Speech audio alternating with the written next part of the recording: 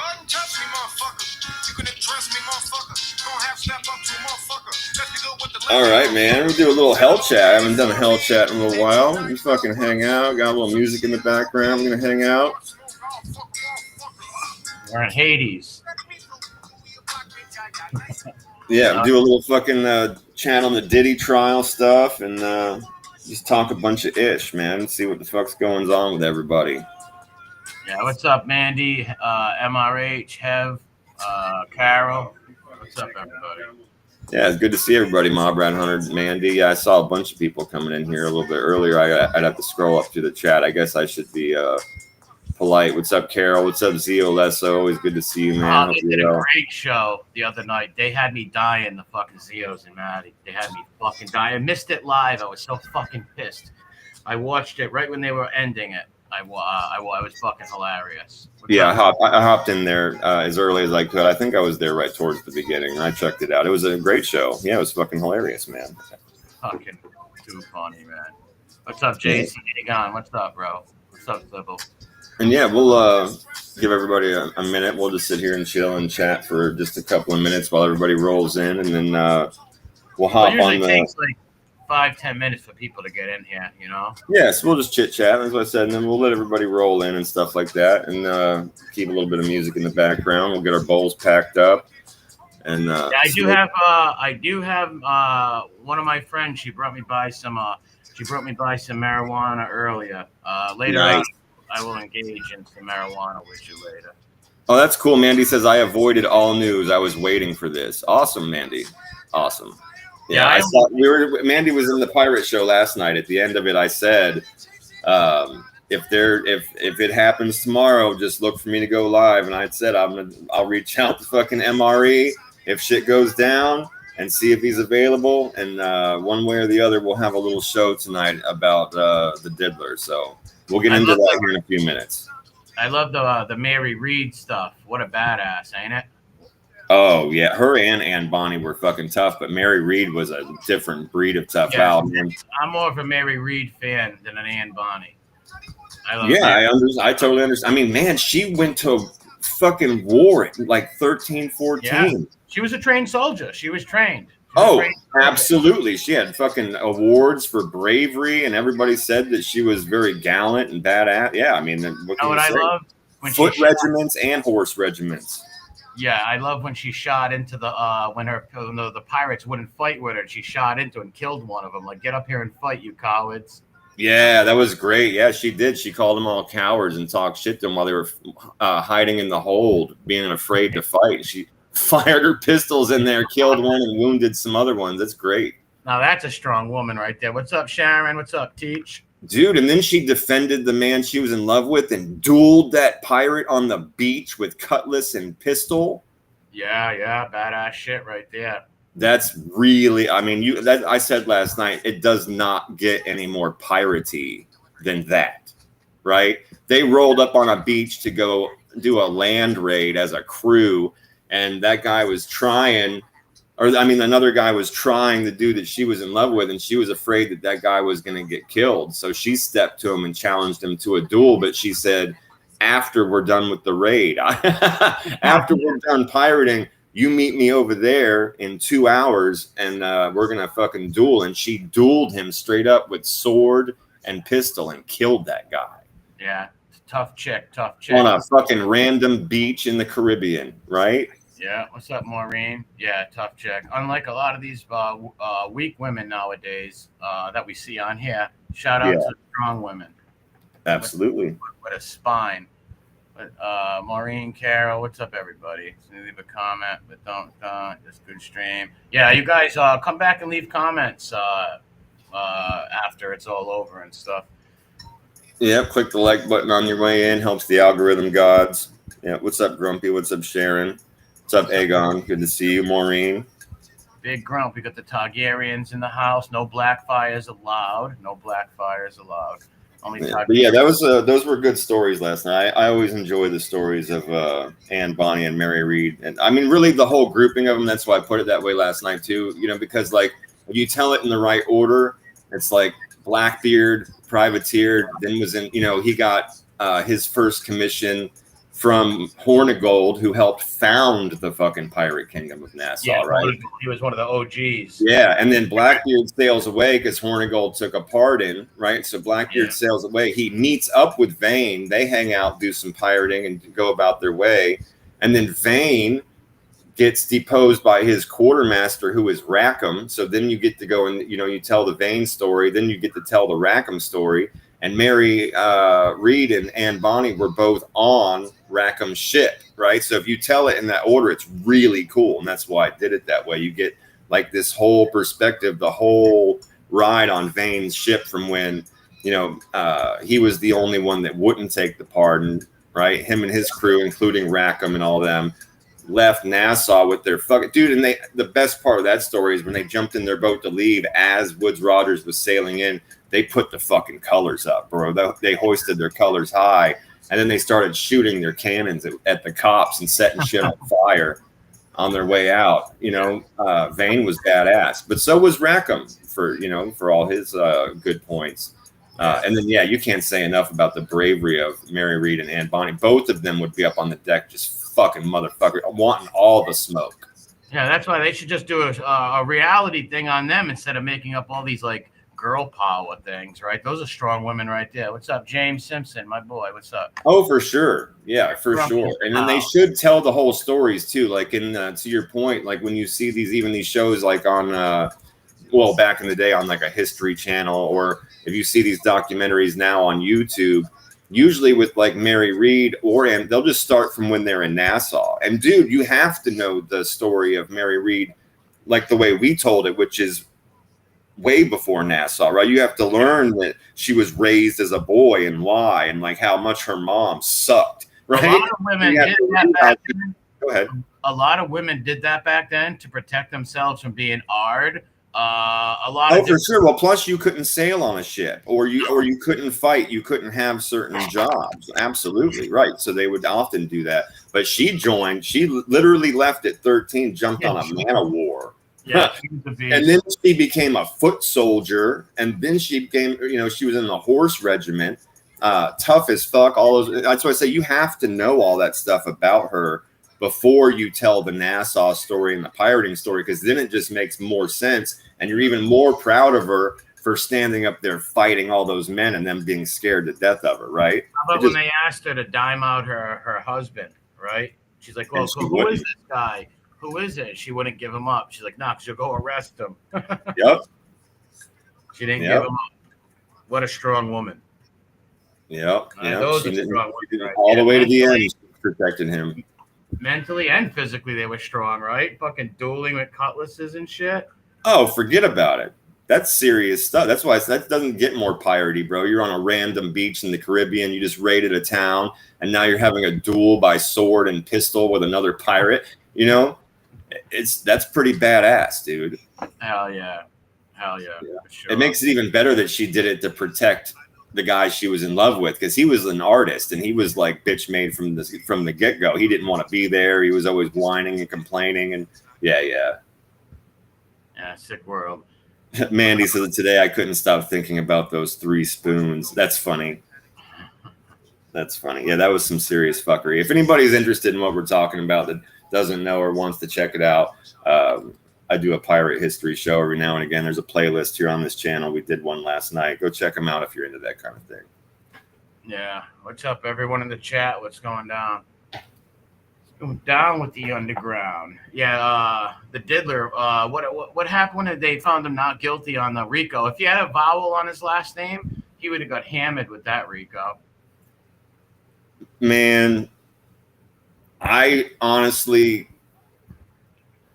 I was very shocked by some of it. Like when they went through the charges of the RICO and they were talking about the things the jury just straight up marked as not proved. I mean, I couldn't have disagreed more. Like they said that the kidnapping was not proved. I'm like, bro, the woman that got kidnapped was on stand. It's not like it was a rumor, right? This is not hearsay. The woman he kidnapped was on the stand and told you the story of how she was kidnapped. And then Kid Cudi, whose house was broken into while that woman was with him kidnapped, right? Took the stand and told the whole story. That's weird to me. The arson, I've always said from the beginning, it's like, okay, do they have fingerprints? No, they don't. But a day or two before this was when Diddy broke into the house, and he specifically said he was going to blow this dude's car up. Right? 2 days later, there's a Molotov cocktail thrown through the fucking roof of his convertible, and he doesn't have beef with anybody else, right? So, okay, fine. You didn't find fingerprints. There's no video. You want to let him go on the arson? Okay, that's one of the predicates of the RICO. But the kidnapping, I don't understand that at all. Money talks, bullshit walks, Maurice. Well, I'll tell you what, bro. So right from the get-go, let's start from when the jury was deliberating. Right from the get-go, literally within 70 minutes, so an hour and 10 minutes after the judge sent them away for the first time to deliberate, after only 70 minutes, there was already a note sent to the judge from the jury. And the jury's like, hey, one of the jurors is refusing to follow your honor's rules and is not playing the game the way he's supposed to play the game. So, a little secret crush guy. Well, it turns out that the guy that was doing this is some fucking neurosurgeon in Manhattan that lives in Manhattan. Some like super fucking well-to-do rich guy in Manhattan. I mean, you can only speculate, but this guy might know Diddy. Yes. He might have been to a party, or maybe he wants to go to one in the future when he tells him he's the one that helped him out. Yeah. Who knows?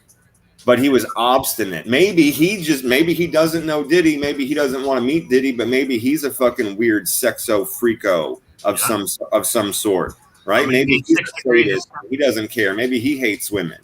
Yeah, or maybe 6 degrees of separation. They got, a friend in common or something, sure. Right? Absolutely, man. So I don't know. So that was weird right from the beginning. I just wanted to mention that, right? Literally right after they started deliberating, this guy was a problem. There were several notes sent after that to go over different evidence. They wanted to see different papers again and watch different things again. They required, though, being brought back into the courtroom to be given instruction twice. They, at one point, towards the end of all of this, came back to the judge and said, okay, well,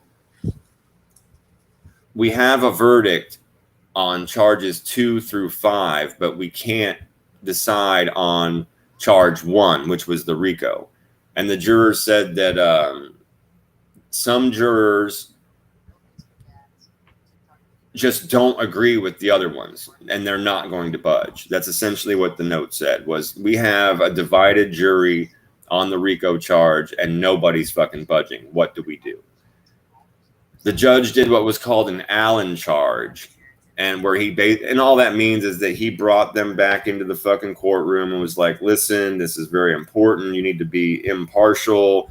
You can't be thinking about how much time they might do. You can't think about the punishment. You just need to look at the evidence and figure out whether or not you think he done it. Right? That was essentially what he told them. That was, I believe, yesterday evening. They sent a note back saying, we're done for the day. We'll come back tomorrow and continue on the RICO charge. So the judge says, that's fine. It's 5 o'clock in the evening. You guys go ahead and go home. Now, I still don't agree with the fact that these people at any point in this trial were allowed to go home. If you have this rule where you're not allowed to watch things or listen to things, and you're not allowed to discuss the case with anyone, that's a bunch of fucking fugazi bullshit. You can just blow up your ass and out the window if you're sending them home every day in the middle of fucking New York City. You see what Hev says? What do you think about that? The prosecutors threw it, just my opinion. The prosecutor threw it, just my opinion. I mean, I don't know. Maybe they just dropped the ball or something. Because look how they convicted Dominic's father and Madonna and those guys. That the channel, the We Push Back Clips, put out a thing where they said the guy was murdered in the car, outside of the car. They didn't check that car for nothing. They didn't fucking they didn't impound it and fucking go check for gunpowder, blood splat, or nothing. Yeah. Look how fast they threw those guys in the clink. But this guy got off. It's amazing. Well, Hev left a comment earlier, so I know where she's going with this. And then she just commented again about kind of the same thing, which is she said one of the lawyers on the prosecution was also part of the prosecution for Epstein. So she might be like a government fucking plant. Oh, and then just now she commented she is James Comey's daughter, part of the deep state. Oh, wow. Yeah. No, she never dropped any charges, though. That's not true, Hev. All those were instructions. We went over that. Unless you're talking about something totally like way early in the trial. If you're talking about the stuff that happened like last week, they did not drop charges. That was all total rumors started by TMZ. The only thing that got dropped were large parts of the directions to the jury because the RICO was so long and tedious that the judge told them, if you literally break every single fucking one of these down, you're going to be in here for 8 hours just for the RICO. So they the next day wrote him and gave him the omitted paragraphs and said, we agree to cut these parts from our descriptions of everything. And then TMZ, knowing that was bullshit because the one guy's a lawyer, they just turned it into this hype bullshit headline to get everybody going. But like I said, unless you're talking about something that happened way early. TMZ guys blackmail people and hold shit back. They use things, if they get something on a star, they'll say, we're not going to put this out, but you got to come on our channel and you got to come and help us and all this shit. They do that a lot, those guys, the TMZ crew. Yeah, they're all garbage. They should all be we should be allowed to shoot them with BB guns in the street. But I'll tell you what. So that was some of the stuff that went on with the deliberation. Then they came back today and they said not guilty on the RICO, not guilty on both of the sex trafficking charges, and only guilty on the 2 transportation for means of prostitution charges. So, hey, how long do you think they're going to give him? I can answer that question. All right, let's continue. The jury comes back, says not guilty on all counts except for the 2 lesser charges, which is the transportation for means of prostitution. Okay. Each one of those charges carries 10 years, right? Yeah. The next thing that happened, though, is that the defense requested a bail hearing. Now, here's where being a Mr. Rich guy sure came in handy, my friend. Okay. Most people would have to wait. And these are not my words. These are from like 6 different lawyers I listened to today, right? Most people like you or me or anybody else after this trial today where they gave a verdict would just be taken back to jail, and you may get a bail hearing like in the next month. You know what I'm saying? Yeah. If you're still guilty on 2 of them, they're not going to expedite it and rush it for you. Okay. Not only was his bail hearing expedited and rushed, it was expedited to the end of the same motherfucking day, within hours. Wow. 5 o'clock in the evening, he got his bail hearing. Here's where we're going to break this down a little bit and explain some of the opinions that are on the internet and why they're fucking wrong. Okay.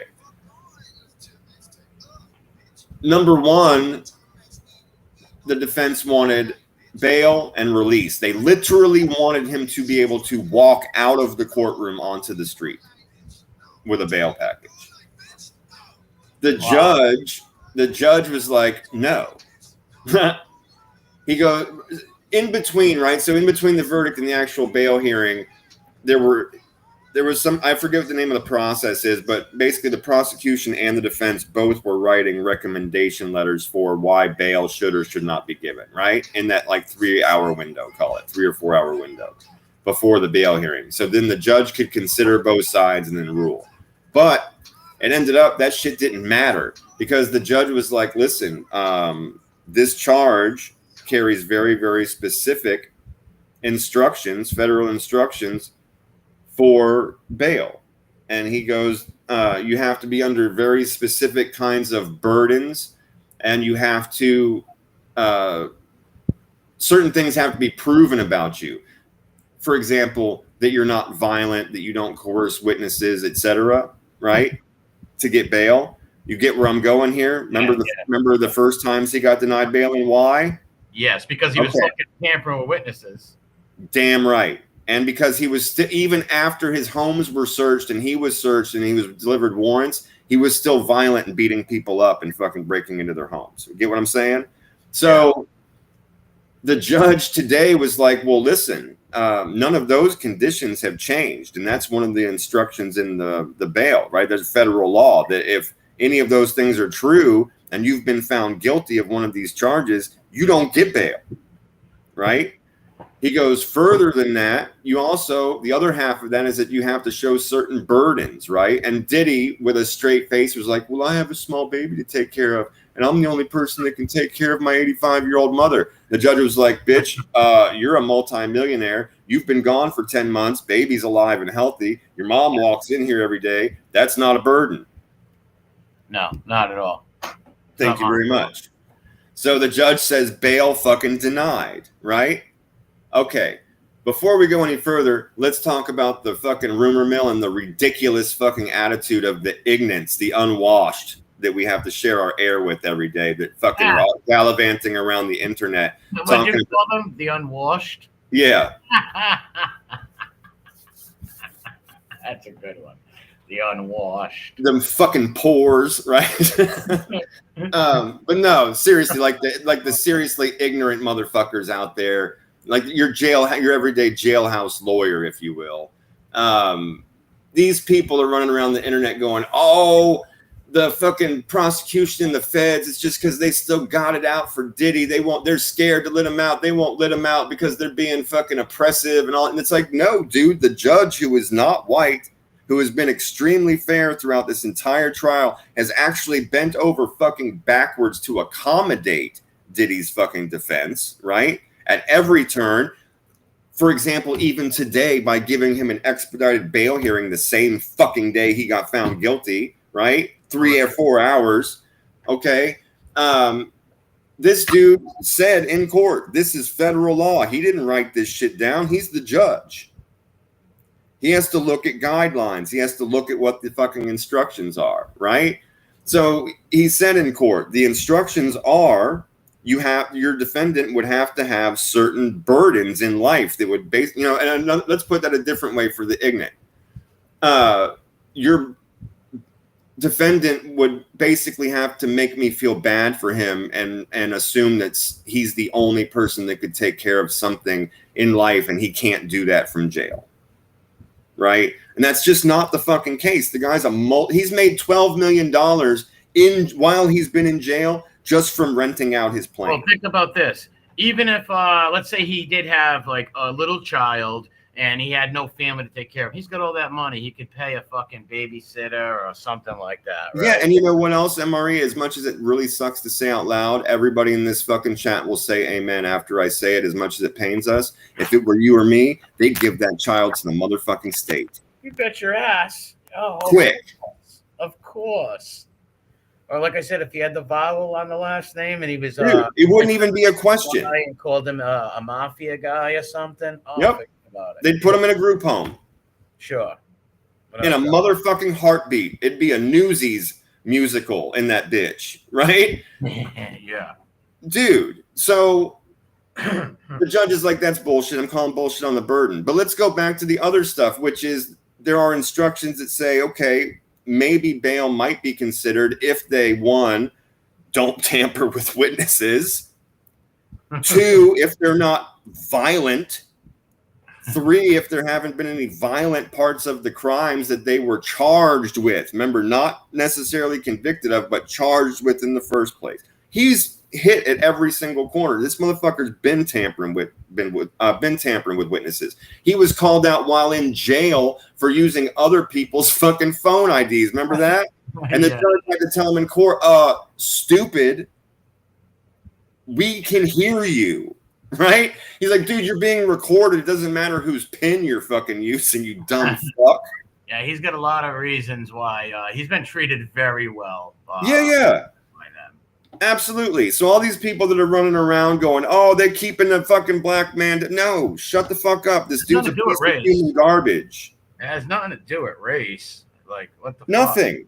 It's like, I don't care what color you are. If you're out there doing that kind of shit, you deserve to be fucking punished. You can't be ripping women, beating them, transporting them, doing all that shit.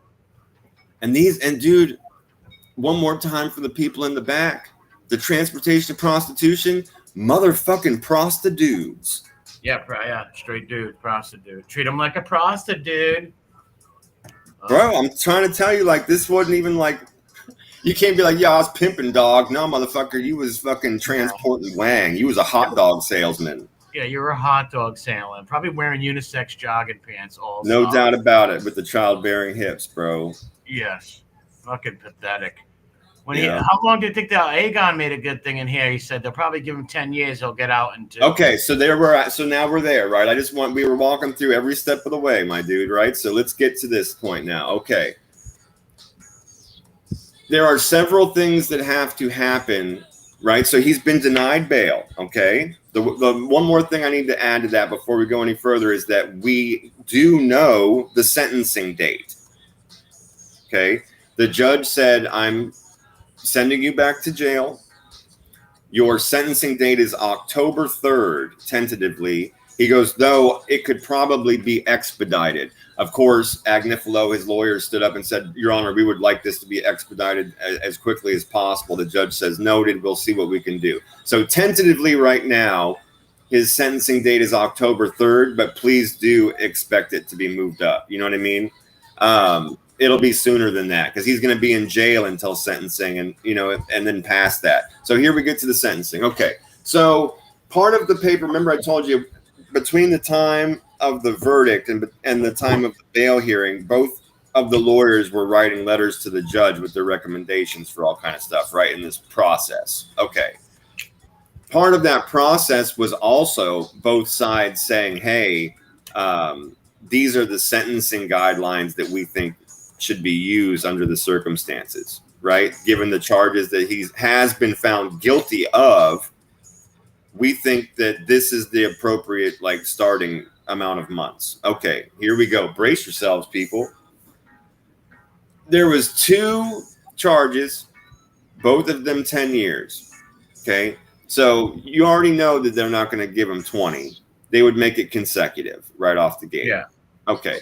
However, the fucking defense with a straight face said, we think the sentence the sentence negotiations should begin at 21 months with his 10 months served. 21 months with 10 months served? Bro, so yeah, the defense literally says to the judge with a straight face, we think that the negotiations for sentencing guidelines should begin at 21 months with 10 of those months already being served. Yeah, wow, they on fucking and peep that, because 11 months means he would just sit in jail or maybe a light camp. Yeah. It's not even a year. Remember, prison is for a year and a day. I remember people saying that around me when you know what I mean? So anything less than that is jail. You know what I'm saying? So yeah. They're basically saying with a straight face, he's done 10 months. He should only have to do 11 more, and that will keep him out of fucking federal prison. He'll actually only sit in a jail. Okay. Now the prosecution, this makes me want to slap people. The prosecution says, we believe that the sentence negotiation should start at 51 months, dude. 51 months? Yeah, bro. 48 months. What's that? What is that? 48 months is 4 years, bro. Right? So basically add just under, yeah. They're going to give him 4 years for the shit he did. KD says not true. Okay, KD, holler at us, bro. We trust you. You've done your time. Let us know what's up. Because that's what I've always heard, man, that if you did less than a year, you did it in jail. So are you saying he will go to a camp for that 11 months, KD? Well, in my state, we don't have jails. Like, we just got one prison. Yeah, well, I did say he would spend it in jail or maybe a light federal camp. But let's see what KD says. Either because if he does go to federal prison, they've always said that he's only going to go to a camp. The feds sent my grandfather to the feds for 8 months once just to fuck. Okay, well, so I guess they can do what they want. So let's assume that maybe they'll send him to a camp to do the 11 months, right? But Okay, either 51 months, which would be just over 4 years. You know, but then if they give him time, I'm sorry, go ahead. KD's grandfather had a vowel at the end of his name. Yeah, that's true. Yeah, I know that's true. But I'm just giving it for the benefit of the doubt, right? We'll just say like it's possible that they could just go ahead and make him do it in it. But then who gives a fuck? He's around accountants, dude, and fucking pedos and shit. You know what I mean? Yeah. Oh, Danbury? That's what Damien's father was. Rocco was in Danbury too. Yeah. Well, I mean, if he goes to a camp, he's going to be around a bunch of people that were like embezzlers and fucking white collar criminals. Yeah. But again, you're going to talk about they want this 10 months deducted from that, right? So now you're already starting to cut that 4 years down, et cetera, et cetera. But again, I want to remind everybody that's from the prosecution. The defense wants 21 months, sans the 10 months. The prosecution, who you would think would say, I want 10 years, right? Because he's got 2 charges worth 10. I want him doing fucking 10 years. No, they did not say that. They said, let's begin the negotiations at 51 months. So think about this now. That means it's a negotiation. One side's at 21 months, one side's at 51 months. I bet you this motherfucker does like 2 years, 2.5 years, and they're going to take the fucking 10 months off of that bitch, and he's going to end up doing like 14 months, bro. Yeah, and when he gets out, he's going to want revenge on all the people who turned their back on him. Why do you think all those celebrities had their mouth shut, most of them, right? Because they were going to wait. Was he guilty or not? Now, if he was found guilty and was going away for a long time, they would come out and slammed him, right? They were all scared of his retribution. Well, so we'll find out, man. So that's where we're at. That old fucking Diddy's. It pisses me off, man. It really pisses. It's absolutely disgusting. It is. But it doesn't shock me, though. You know, when you got money, you're a celebrity like that, you could fucking do whatever. If that was a normal guy, anybody else, forget about it. Oh, the judges, yeah. The lawyers that I've been watching online, they've been saying things like that. They've been saying things like, dude, I remember a guy that got 17 years and he was just a random street pimp. Yeah. See? Yeah, exactly. You know? More just all kinds of stories. And then you have some that, I mean, you know, was Diddy a fucking Latin gang in New Jersey that was drug addicting 15-year-olds and dragging them to Long Island every weekend to make millions of dollars off of their butthole, right? No. But all the things he did collectively make him a disgusting, violent, horrific monster that's not fit to be in society. Yeah, they should look at it this way. What if those were your daughters, your sisters, your nieces, your girl cousins, right? Like, shame on these fucking people. It's disgusting. Shame so on here, I mean, our only hope, Skullbro, our only hope is that the judge, remember the judge can give him the full motherfucker.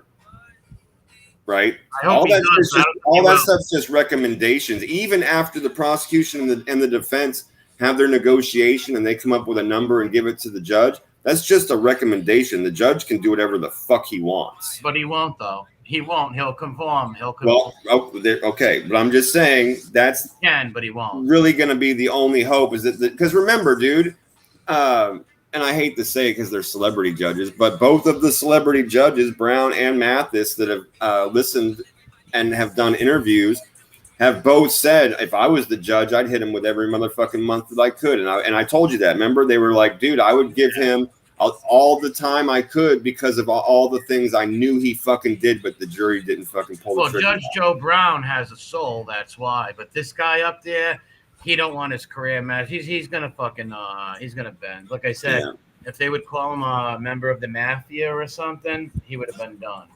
But when you're a celebrity, no matter what color you are, whatever, you got that celebrity shit and all that. And not only that, you don't think he's got other tapes on people, sexual honeypot type of stuff. Well, of course, that's all the dude. There's literally. Remember, we mentioned this too before. There are literally dozens of civil cases coming up, and right now, I cannot. I on it. If anybody in the fucking chat knows, shout.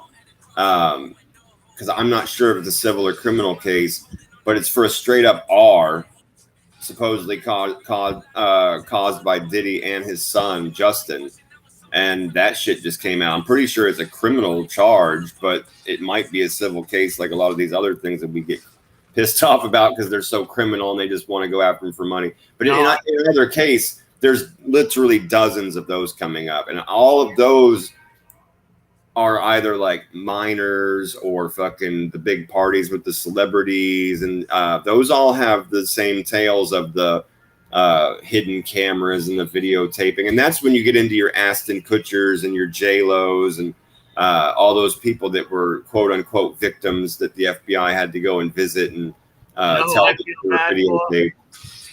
You know who I feel bad for? That lady who was shot in the nose, the black chick who was shot in the nose. Yeah. I feel bad for her right now because this motherfucker shot her in the nose and fucked her up for life. She got tortured for years, and this guy gets it's just disgusting, right? You got an eyewitness right there, right? I don't know how that fucking charge wasn't brought up of shooting the woman in the face, right? Like, disgusting. I hate going back to it and keep harping on it. She'll sound like a baby, but I mean, yeah, if they could have put together the evidence, I mean, it's a really, really old crime, but I will say both sides of that quarter, which are one, if they could have pulled it off, she definitely would have been a pretty effective witness on the stand. I will say that, but they would have to have the evidence to back it up, and that's the thing that's always kept him from being charged with that. Well, they could have subpoenaed the doctor in the emergency room that night, right? And the woman's word, her story has never changed. Well, yeah, and then J-Lo would never do it unless you made her. And then what's his face? The Shine, right? Or is that the guy that did the time? Yeah. He's given lots of interviews. He's admitted to being the one that fucking took the gun and took the time, but he is fucking government in another country, and he's already refused to come here. And yeah, he won't. But I think her on the stand, the doctor, and all that shit, people would know what was up. But once again, they're always going to go with the celebrity with money. Yeah. Well, so it sucks, bro. It sucks, man. It's going to be interesting now of when he does come home, the revenge, he's going to want to hail on TMZ and everybody who talked out against him. They're in trouble. I think he's going to find that he's not going to be nearly as popular or have nearly as many people that are willing to listen to him. I think that the court of public opinion. He'll have the money, the power, and the blackmail, though. Yeah, but your everyday people are going to hate him. Except for these people that are out there screaming fucking racism and keeping the man.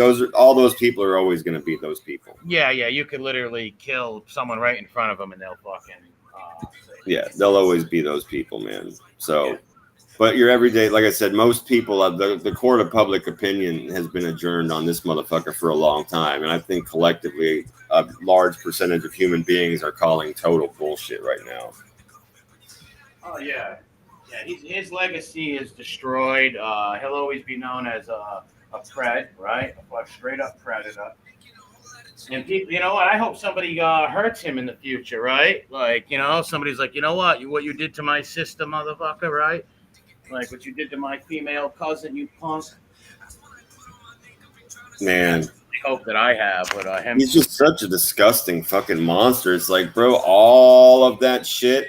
The stuff that his defense attorneys want to quote unquote call being the bedroom police. Nah, motherfucker, you are a soulless fuck. And I'm going to tell you something else, bro. I've almost never in my entire fucking life seen a manlier looking. I'm pretty convinced that Garagos' daughter used to be his son. That is the ugliest bitch I've ever seen in my fucking life. We got some Chaz Bono shit going down up in there. Bro, that bitch is 11 tall, has a fucking big old gigantic Nordic man jaw, and her fucking dude, when you see her walk and stand, she looks like some Swahili fucking basketball player. Forget about it. This bitch is the ugliest thing on two legs in a pantsuit. She looked like a dude. Yeah, like Big Bird chilling on Sesame Street. Looked like a straight up dude, bro. I was watching the thing. It was like I was flipping through YouTube. It says Diddy's lawyers react outside courthouse. I was like, word, all right. Opened it up. It was a few minutes long. I see this old guy talk for a little while. I'm like, okay, you're a fucking asshole. You're going to hell. I'm pretty sure if MRE's right. And then this chick steps forward. And I'm like, yo, is that a fucking trans testicle? Is that trans testicle-saurus rex? Like, this is the biggest, giganticest fucking tranny I've seen in New York City. And it's talking, and I'm looking at it like with my head cocked like a dog that heard an alarm. I'm like, is this a fucking dude? Like, who the fuck is that? And then they called her Miss Garagos, and I said, oh, hell. And the Faith No More song comes on, and I said, what is it? Right? Exactly, dude. That's exactly what was going through my frontal lobe, bro. I literally was looking at it from like every angle on the screen in my phone, going, "What in the fuck? In the name of Big Backery is fucking going on in this bitch? That bitch is huge and has the gait of the fucking Sasquatch. It's crazy." Yeah, like literally, yeah. Dude looked like a lady. That's for sure. Man, it's either his fucking son. We got a fucking Queen of France situation going on, or that is just one of the most unfortunate looking women. First Lady of France is a man. That's what I'm saying. Yeah, I'm just being sarcastic. And real quick, off topic for 1 second, Candace Owens got a call in February from Donald Trump. And he said he just met with Macron and he's holding up peace deals he's holding it up because he wants them to stop Candace Owens from calling his wife a man. Imagine fuck you, bro. Have a big dose of anal and fucking call it a day, you little bitch. Yeah, it's like, no, dude, your wife is your husband. He was a pred who found you at 14 and then he transitioned. Yeah. Go get fucking poked with the old sausage, bro. Have a little Sunday sauce and call me back. You know what I mean? Calm the fuck down. Go meet up with your homie in the dress. Yeah. Sick shit, man. Fuck yeah, bro. How happy is the diddler tonight? Oh, bro. He's happier than Narc when he got his rent paid by Osama bin Rubbin. Yeah, Osama bin Rubbin. Yeah, Osama bin Rubbin. The Narc smiling. I got my rent paid and a little bit of rug burn on my ass. Yeah, I'm sure you got some toilet wine kicking and some little twink dancing in a fucking outfit. Yeah, I'm sure he's all in that shit. Listen, Oasis belly shirts all over the place. Yeah, all tied up in knots and fucking hair in braids and Diddy cell. Yeah, with Zach Morris all zippy. Fucking people all pissed off because they got to clean up all the piss and lube in the cell. Osama bin Rubbin Narc really hard. Yeah, man. Not pays that rent really fast. Yeah, gotta get that rent up. The rent's paid and the man's laid. Yeah, poor man. I just but oh my god, I can never imagine that. I sleep on the street. I sleep in the woods, man. I camp in the woods all day long. I'd be camping right in the woods. Yeah. I'll be living on the street with a fucking can before I would ever let some packy. Oh yeah. I got you. Yeah, fucking, it's time to live someplace under a bridge or in a fucking anywhere. If you're gonna let Osama bin Rubbin touching you, yeah. I don't care if you close your eyes. I don't care if your eyes were closed. It still counts. Yeah, bro. Of course, it still counts. It's like, dude. No way. You're going to have to go homeless and remain the man that never got touched by another man. Well, that actually, it did I will say this. After he did it, it did hurt his psyche because he ended up in mental wards and crying to people on the phone, telling them the story. And so he did regret it, but. Yeah, he turned into fucking dude from Half Baked when he went to prison. I'm not a fish. Yeah, I'm not a fish. I'm not a fish. I'm a man. Yeah, naughty. And it goes back to the Diddy stuff. Of these people, they'll sell out, man. Like money and power and promises, they sell right out. And those jurors, I guarantee one of them jurors is getting a huge payday coming for sure. Yeah, we've had a couple of cases. Go ahead. It was all put out there, all the facts, everything's put out there. Like, come on, Man, yeah, that's what I'm saying, bro. Like, especially the one that really bothers me about the RICO, because I can understand where maybe some people were like, nah, fuck the government, they're overreaching. Like, I'm not unreasonable, and I don't like the government either. I fucking hate police. People know that about me. I'm the first one of your friends that will make things awkward when the cops are around. I've always been honest about that. I don't like them. I will be a dick, right? Dude, it was, but when things are cut and dry and you see the evidence to your point that you just made, you just have to be honest with yourself, especially when they're crimes that are like this disgusting and sexual and controlling and violent towards women. I mean, you have to listen, right? Like making them eat feces and shit, man. Dude, Like, the kidnapping is so fucking proved. Like, how do you let this guy walk? The woman got on stand and said that guy with security guards that work for him and get paid by his company showed up at my door with guns and fucking made me get dressed, made me go with them, made me break into a fucking house with them, the house of a celebrity, right? Where we threatened him. He said he was going to kill him. Like, this is on the stand. Then the person's house who was broken into, who was a witness to her being inside the fucking house and him being inside the house, got on the stand and told the story. So I don't understand how the jury found him not guilty of fucking kidnapping. I don't even want to tell that story, but I'll just say it's very easy, bro. If you were if you were fighting with somebody and I grabbed you against your will and threw you into a room and locked you there, some states would charge you with kidnapping. Yes, yeah. And they would give me 10 years for that shit with a clean record. Oh, of course. Of course. So I don't understand that. Like, I can understand things like the drug distribution, right? There might have been people on the fucking stand that were like, hey, listen, man, yes, did he have a bunch of drugs with him? And did he transport them places? And did he have a guy whose job it was to do that? Yes. But the government also made this big point that I didn't agree with, where the government came to the jury and said, now listen, he doesn't have to be a drug trafficker. He doesn't even have to be a drug dealer. You don't have to sell drugs to distribute them. If your friend gives you an ecstasy pill, they have distributed drugs. I was like, bullshit, go fuck yourself in the ass. Right? I would never agree with that. I would never, ever, ever, ever fucking agree that somebody should go down for 10 years for drug distribution because they were giving personals to people around them. That's fucking retarded. Yeah, you know what I mean? That's just giving your friend a drug, getting high. It's not like he's yeah, totally. And again, bro, I just don't agree with that whole thing. Like, that's not the reason that law was put into place. That the definition of distribution in the federal law is meant to catch people that are doing our society fucking harm. Yeah, once again, I go back to they should have brought that lady and the charges of shooting her in the face, man. Yeah. Like, shit.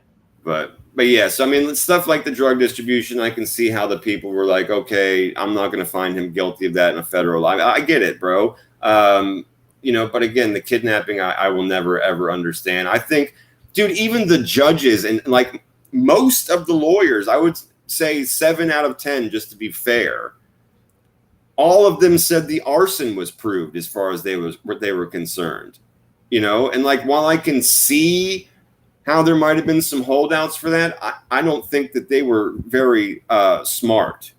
Let's just say that.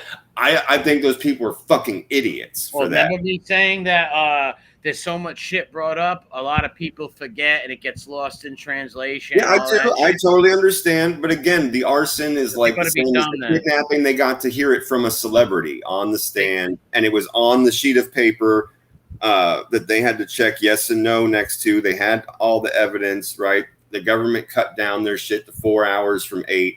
I mean, again, I just think it was proved, I guess is what I'm trying to say to you. And I think that they should have seen it that way too, as reasonable humans. The guy breaks into his fucking house. Idiocracy, man. People are fucking stupid nowadays. Well, maybe they're like they said, they're looking to fucking get some money off them. Who the fuck knows? They're sick. Entirely possible. I would go along with just about anything right now because parts of it just don't make sense. What's up, Mickey? Always good to see you. What's up, HD? Yeah, it's fucking crazy shit. Yeah, upside down world, as you say once in a while. Yeah, it's fucking crazy, man. It is absolutely crazy. And I don't agree with it. I just don't. I just don't. I think that he was totally guilty of the RICO. I mean, he was using his to get to like the enterprise part of it, and like the very root of what the RICO means is like, yes, this guy totally did have an enterprise, right? Whether or not those employees knew when they were hired that they were going to be witnessing R's and assaults and fucking all this crazy shit, then having to like restrain him or like look, keep their fucking eyes the other direction while crimes were going on, when there was guns out and they were breaking into people's houses and all this kind of crazy stuff, kidnapping women, kicking doors in. Even if they didn't know that was the description of their job when they took it, well, they found out and they stuck around and they got paid through his motherfucking company. Yeah. All of the drugs, right? All of the people that worked for him, all of the hotel rooms, all of these prostitutes, all of it paid for by and there's another thing too, right? So everything's about intent. So a judge could say, well, if Diddy would have paid for all of that stuff with his own credit card, right, and not tried to hide it and he was out in the open, then it would make more sense for him to come to court and be like one of those people that's like, well, I didn't know you couldn't do that, right, and play stupid. But that's not what Diddy did. Diddy knowingly, a lot with the help of that KK bitch and that Fahim guy, he knowingly had all of those people use their own accounts and credit cards to do a lot of that stuff and just bring the receipts to them, and they would pay them cash so that none of that shit would ever be seen for what it was on his company's receipts. That, my friend, is fraud. Another fucking part of the RICO Act that he got found not motherfucking guilty of. Dude, they brought in people from Homeland Security. I told you how impressed I was. This motherfucker literally broke down thousands and thousands of receipts, emails, text messages, phone calls, like all this stuff, and had them all lined up, not only by the week, month, and year, but by the fucking day, hour, and minute, bro, to literally connect every single thing. All the people that worked for him, all the people that were being trafficked, all the stuff that was being bought, and that it was all being paid for by his companies. That's the enterprise, dude. All right, that's what I'm saying. The people are so stupid, the jurors maybe, that all that overload of information, most of it, they just forget, or I don't know. I mean, fair play. Fair play is all I can say to you, because I have a hard time thinking of any other rational reason why these people just did not understand, other than maybe it's one or the other. It's either one of them were bought or something like that, or they're just stupid and so much information overload they fucking like forgot most of the shit and they're just stupid. I don't know. Yeah. Who knows? Yeah, they were memorized by. Yeah, it happens to have. There's times where that can happen. You don't think they're gonna reach out to him in the future? I was one of the jurors who set you free. Oh, forget about it. You're gonna hit him on a fucking DM and shit like that? Of course. Write him a fucking letter. Yep. And they'll be at his concert. Or even just writing a book. Like, I want to point out something you said from the beginning and other people in the chat had. That was not my idea or my comment. It's a comment from you and other people, which is most of these people are going to write a book, to which I've always responded, very good point, solid point. So they don't even have to DM him. They can just write their book and in it say they're the ones that fucking gummed up the works or loved him so much or whatever the fuck. And then bam, they're hoping they're going to get their lunch with Diddy. So it's all possible, man. And most likely will happen too. But I do still think that we know that the problem juror in the beginning was some very rich, very well-to-do neurosurgeon in Manhattan. That means this guy's a multimillionaire. He probably knows Diddy, has been to his bars, or even to your point and away from mine, which would be direct, a couple of degrees of separation. Maybe play Kevin Bacon. They got the same best friend, whatever. Yep. So, and again, maybe the dude is just, and we'll take it a step further and say maybe there's no connection. Maybe this guy's just also a sadistic diddler that likes to go and get his fucking butthole cleaned out every once in a while. You know what I mean? Yeah. He was waving to them and shit, and they had said, like, man, these fucking retards. Well, yeah, they caught the one. Remember, they literally removed juror number 6. You know, there was some weird fuckery there for a minute. You know, they removed juror number 6. They found out he lived in Jersey. Go ahead. This is the same state and shit that remember the book Guilt for the Guiltless with Madonna, Korea, Caldwell. It's the same district. I hate the Southern District. Same district, right? The same district. That fucking. I hate those motherfuckers. Disgusting. Just totally fucking disgusting. Yep. They're literally some of the worst human beings in our country. The people that work in the Southern District of New York and the federal courts are some of the dirtiest, fucking most dishonest, scumbag motherfuckers on the face of this fucking earth, and definitely in this country. They are fucking horrific people. They are soulless. Yeah. Because I think when I think of this case, every time I think of this case, I always go back to JTP's dad's case and Madonna, all that whole case, the book Guilt for the Guiltless. Like, look at and dozens more. Yeah, and dude, there's so many more that are just like that. Yeah, but I don't know about them. Many more. I don't know about them, but I know. But I'm just saying to you, collectively, these people have done the same thing. I've streamed that whole book, right? And me in the chat listened to that shit, and man, like, was that a fucking circus in a farce? And those dudes are just fucking straight railroaded. Yeah, because a lot of times in those trials, they literally look at you knowing that you know they're up to fuckery, and they smile. And they're just like, fuck you, what are you going to do on the government? They convicted them with nothing, with hearsay. Right, because they're the government. That's what I'm saying to you. They'll look at you and just smile. They convicted these guys on hearsay informants, but they let this son of a bitch go. Yep. With all the proof right there. Like, what the fuck? Yeah, with fucking 34 people that testified. And again, okay, fine, you don't want to believe some of it, but man, how can you disregard all of this insanity, all of this horrific, disgusting, violent, deviant behavior? And Cassie telling the story on the stand too, right? While 8 months pregnant. Why 8 months pregnant? Like, come on, man. What the fuck? Just for that, if I was a juror, that alone would stick in my head. And no, I don't care what I see. Most likely, fucking, if I get a chance to bury you, you're getting buried because I know you're a pred. I know what you did to this girl and others. I'm hawking for you to go away, bro. Like, the sex preds do not belong on the streets. They don't belong on the street, sex predators. So I'm saying, when you sit there and you watch all of that shit, it's a great way to just sum it up. It's what I've been saying. It's like, dude, you were on the stand. You were in the fucking box, the jury box. You heard from all of these people, even people that worked for him. And you've seen them, bro. Like, you're in the same room as them. And you've seen, like, the woman's face talking, telling you this story. Like, what the fuck? Yeah.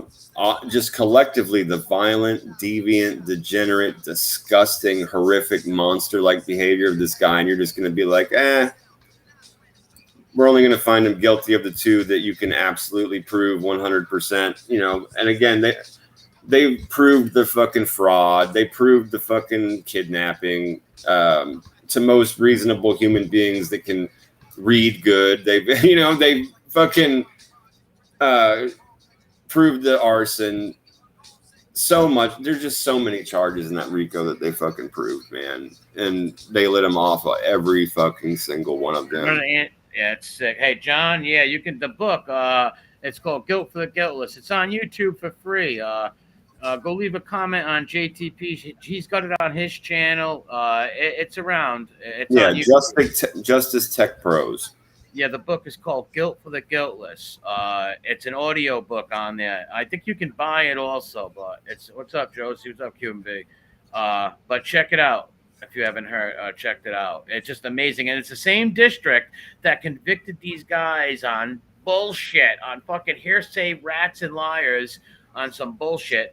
Fuck them. Every time they want, they lost all their fucking appeals and objections, and they wouldn't allow them to bring the woman in court to talk about how Panisi burned her hair, knocked her teeth out to show what kind of character he has. They couldn't talk about his psychotropic drugs. They couldn't bring fucking nothing up. They got railroaded. And this is the same people in the courtroom that let this guy walk. When you got women up there saying he made them eat feces and shit. Come on. You've seen him brutalize that woman and drag her in there. That's kidnapping and holding her against her fucking will. It's ridiculous. Well, and drug her to a freak off. She was escaping from an active freak off. Yeah. Yeah. All right. So when she was running out of there, she was actually escaping the prostitute freak off with Yep. Scott Panook. Yep. It's all sick, man. Big time. Really sick. What's up, QB? What's up, Josie? Good to see you. John, don't do that. Good to see you. Yeah, it's all. It's sick, bro. So now we can do is wait. And like I said, right now, tentatively, the sentencing date is set for October 3rd, but they asked for it to be expedited. Better bet your ass it's going to be. And we will find out then. We will find out then. Again, for anybody that didn't, they're going to be negotiating. The defense wants to start negotiating at 21 months, plus, with 10 months time served.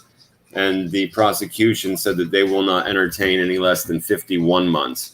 So we will see what happens. The judge can do what he wants. The judge, if it gets down low enough, I don't think the judge will probably give him less than 5 years. That's what I think based on what I've heard from all the other lawyers and the other judges. But I could be wrong. They might give him something low, like 2 or 3 years. And, What's the max they can give him? 20 years.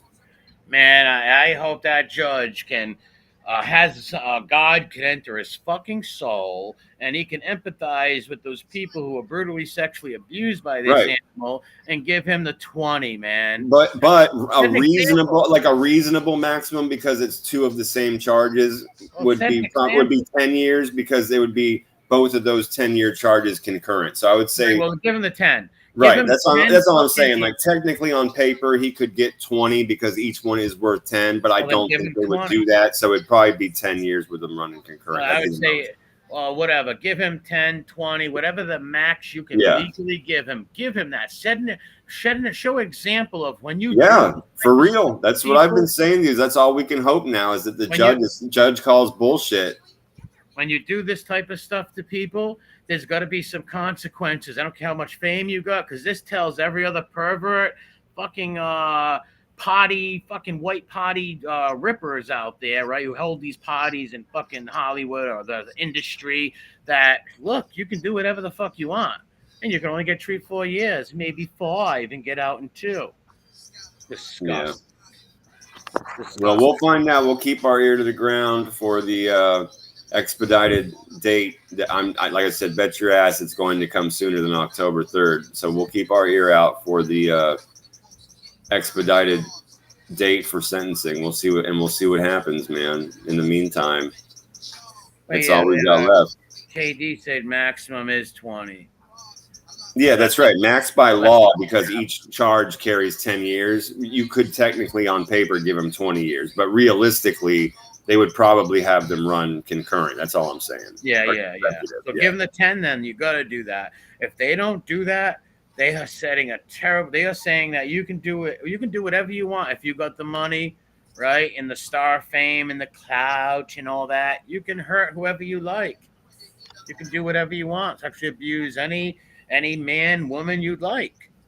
Well, scare the rest of these animals in the industry who are doing this, the Clive Davises, these other pervs, like, scare them. Say, look, we don't want what happened to the Diddler to happen to us, P. Diddler. Like, come on, man. Yeah. It's pisses you off, right? Like, come on. Yeah, he definitely won't. I saw what Josie said, and I saw what KD said. Josie came in a little bit later than when we were talking about the minimums and stuff. I mean, Josie, here's the thing. Is like, even on the very lowest end of the spectrum, if the judge totally cucked out and the prosecution cucked out and gave the defense exactly what they wanted, the defense's lowest ask is 21 months plus 10 months time served. So he would still do 1 year. That's the point KD was making. But the government, the prosecution right now, is asking for a minimum of just a fucking biscuit over 4 years, right? Wow. And then I guess you'd probably add in the 10 months. They would win something probably. But then again, I just want to remind you is that that's just a recommendation of the judge. The judge can still go, okay, well, I've seen your recommendations, and I think that you're both fucking insane, and I'm giving your client 10 years. He can do that. Yeah. It's just weird. That's our best hope right now as people that give a shit about other people. Think of this. Look what Hev says. The same prosecutor for why is the same prosecutor for Epstein, Maxwell, and this? Why do they have the same prosecutor doing this? There's no one else they could have gave it to. Yeah, I have no idea, bro. It's just so shady. You know, I could say, to be fair, like you and I always are, we always look at the other side of the coin. So I will say it's possible that in every law firm or every part of the government, they have certain kinds of lawyers that specialize in certain kinds of law. But there's got to be a couple more than one, right? There's got to be. No, of course, I agree with that. Of course, I do. Yeah, of course, be like 4 or 5, or I don't know, more than. What if that lawyer gets sick or something? Yeah, like yeah, no, totally. That's why I said I'm just flipping the coin, bro. Yeah, it's frustrating, especially when you care about you care about human beings, especially like women being sexually abused and shit.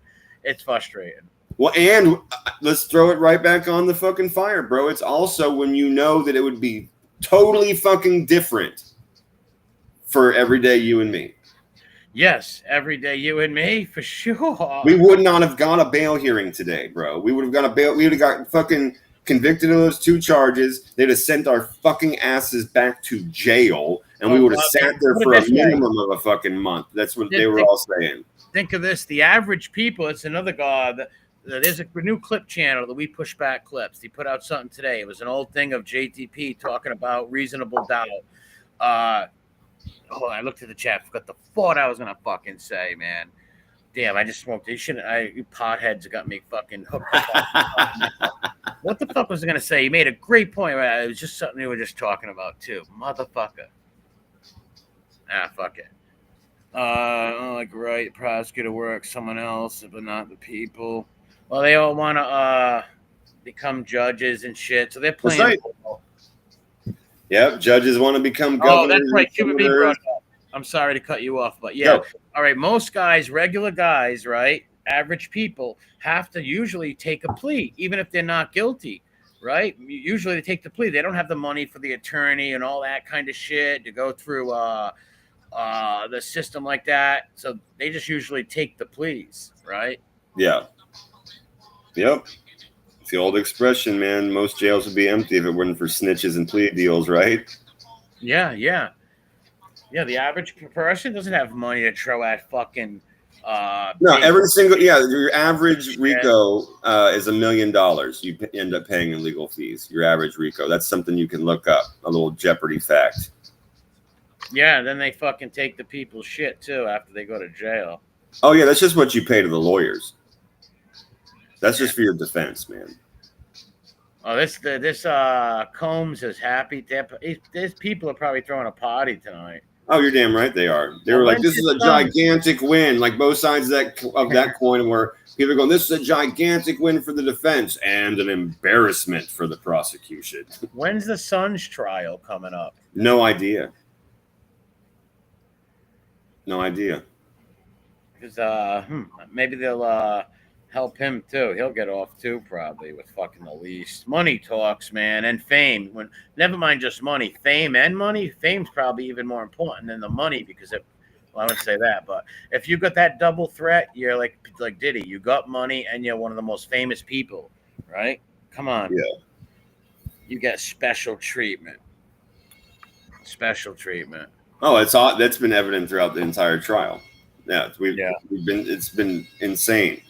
The number of times that the judge is basically like bent over backwards for the defense team. You know, he's been more than fair. Like he never cucked to them. He's threatened to throw Diddy the fuck out of court for him looking over at jurors and shit like that and giving them thumbs ups and all that kind of stuff. He's kicked jurors the fuck off of the jury for being, discovered as being fugazi on where they said they lived and all this. But he's been very fair to him too. Very fair. He denied him bail in the beginning, all for good. He called him on all of his bullshit, basically told him he was a retard in open court.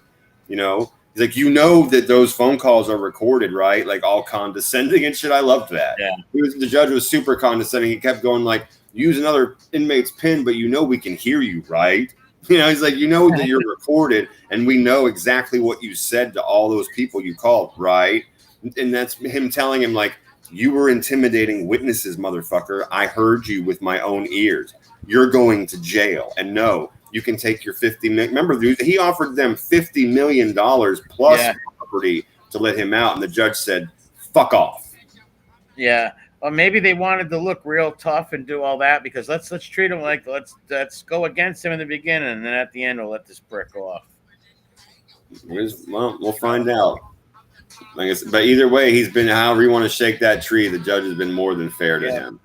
This rabbit hole goes deep. His father was tied to the feds, and so was he. Yeah, CIA, Fed shit. Well, a lot of people said that his dad was a snitch, and that's why he got killed. His father was murdered. He was a fucking heroin dealer, apparently. I know a little bit about that, but I'm saying he himself, he also, the CIA and the feds also like blackmailing people, so he probably helped them with a lot of tapes and shit, right, on people, giving them shit on people so they can go like press people to make them bend to their will on whatever situation they want them to bend on at the moment, right? So people like that, information is power, right? If you got information and dirt on people in that world, that is power, man. And that's what Epstein did. And yeah, I mean, I've always had a hard time understanding why the government would want to blackmail like your everyday celebrity, unless it was to like very easy why blackmail money out of it, like ransoms or some shit like that. Chime in on political things. There's all kinds of reasons they do that to celebrities. They've been doing that to Hollywood stars for years. They've been blackmailing them to hold things over their heads, to maybe endorse somebody, who knows? All different reasons that we couldn't even fathom, probably. And real. Yeah, KG Red. Exactly. He was a Fed. I mean, he was a rat. Yeah, his dad was a rat, and then they found out and they killed him. They shot him in the head in the street. Yeah, a little bit. I wanted to talk about after we're done talking about this. I want to talk about this fundraiser that got taken down. Did you hear about that? I don't know if you know or not. I have no idea what you're talking about. But proceed. Proceed. I shall. Yes. You know that shit bum that's on Angel's channel, the JT guy, the guy who tortured all the dead kids and. Oh yeah, one of the largest scumbags I've ever fucking heard of. So I guess he was making. The lady Angela, right winger, always in the chats. I know of her. Well, she has a nephew, right, who got paralyzed, right, as an adult, and he's in like a wheelchair. Dude's paralyzed and stuff. So this guy starts making fun of him and trashing him. So I guess a few people made up like a fundraiser. It wasn't going to her or her family or nobody. It was going to the Christopher Reeves Foundation for handicapped people and shit. And they did like a fundraiser. I went and gave $20, shit like that. And this scumbag called up and had it shut down. And Kitten set it up, and I hate Kitten, but it's not about Kitten. It's about the principle of it. That's why I donated to it, and I will support it. But Kitten's just a cunt. But he had a whole different story. But the point is, this dude called up and had the fundraiser like shut down. I wonder how he had it shut down. What he said? Probably weird.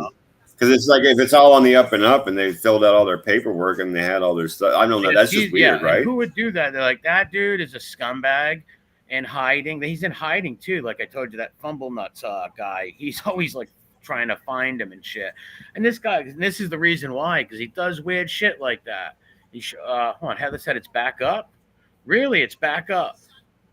Oh, good. They had it. He had it taken down. Then they had it put back up. Then they probably.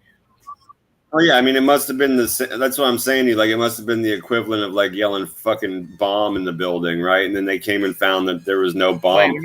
So yeah, maybe it didn't like actually get removed. It just got put on pause for investigation and then found out they're Bane cool. Said no. He set up another one. All right, so I guess they set up another one.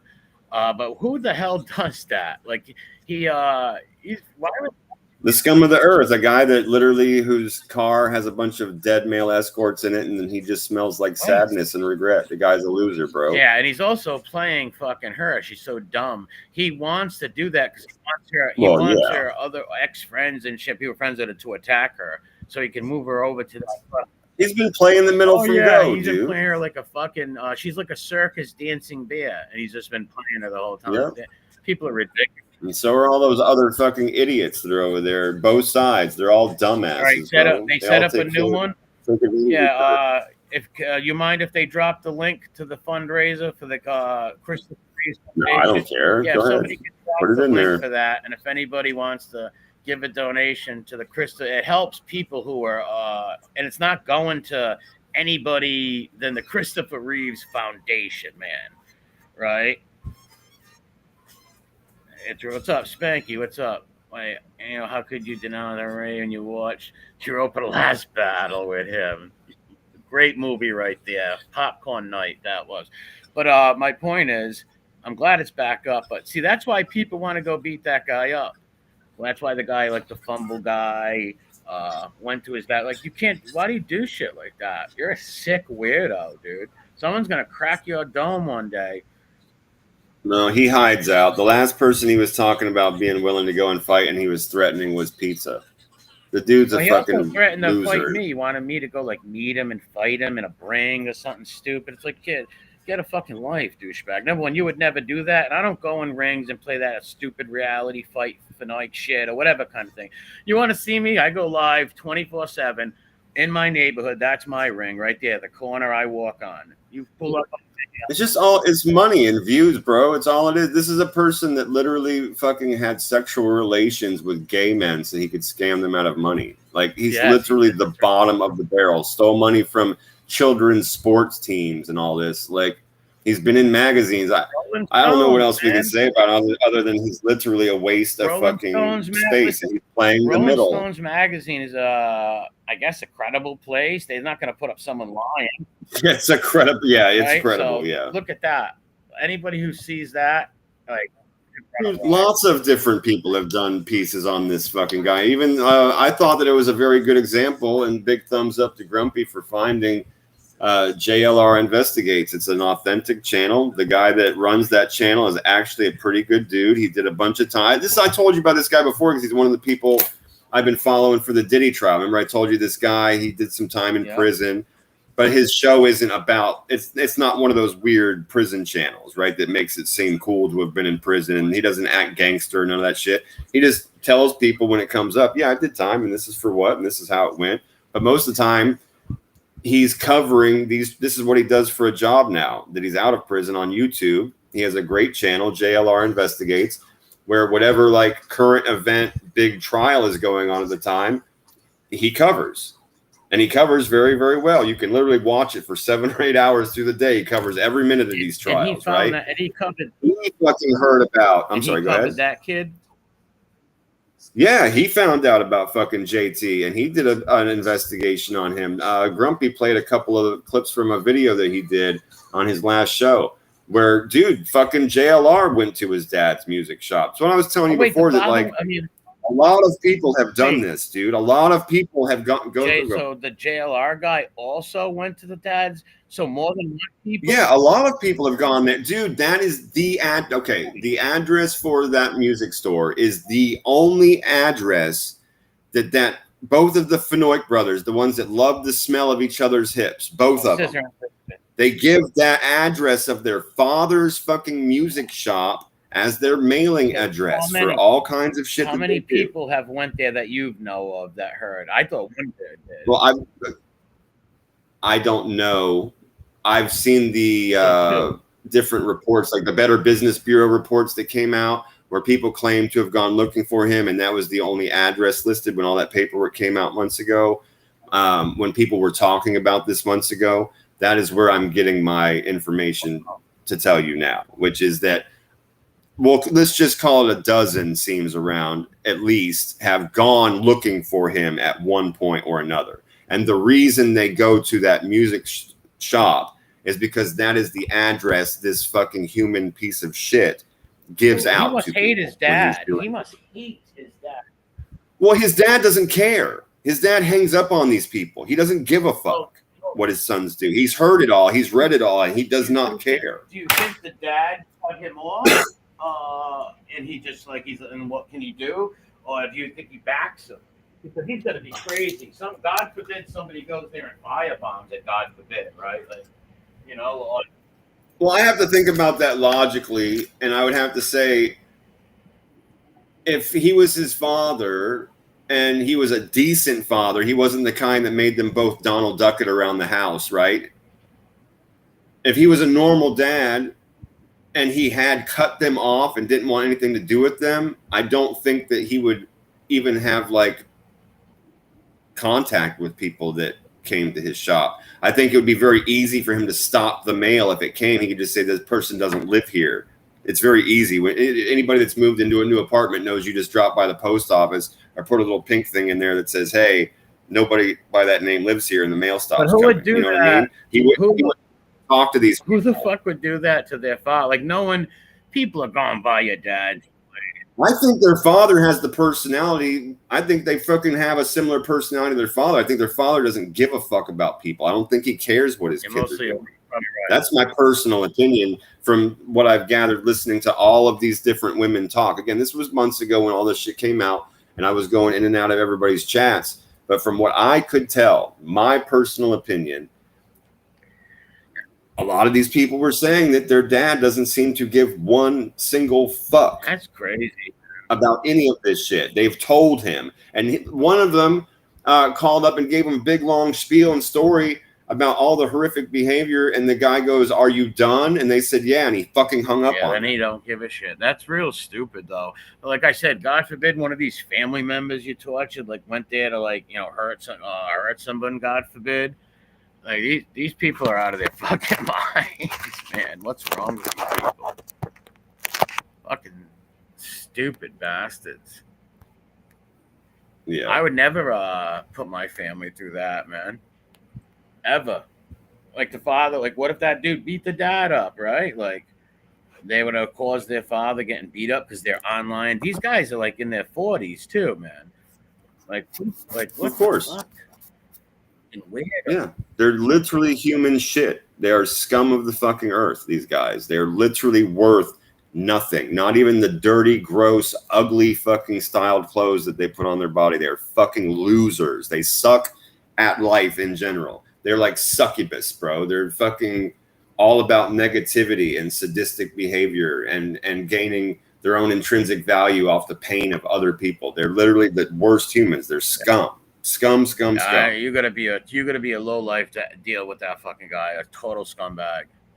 Yeah, I don't understand it. That was the whole reason I even had anything to say about fucking Captain Lou for the short window of time that I decided to allow her dumbass fucking name to cross my mind.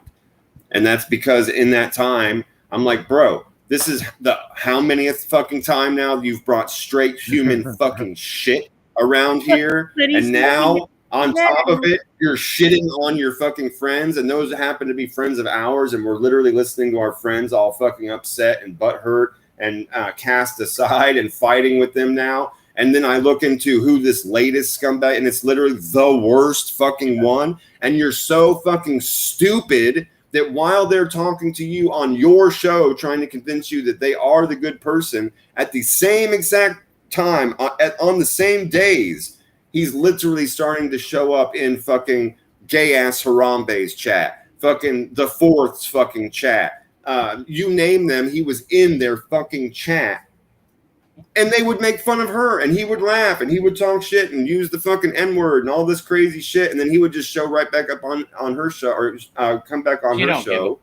And she's just like, and she would put the fucking horse blinders on. And to Josie's very astute observation, that lady Marla sits up there while he's racist as fuck, and she's just like, "Oh, you're so funny." Oh, yeah. She just cares about money. They're all fucking retards. If this has anything to actually do with money, and it's not 100%. Here's what it is. It's mental illness, money, and spite all together, like a tornado.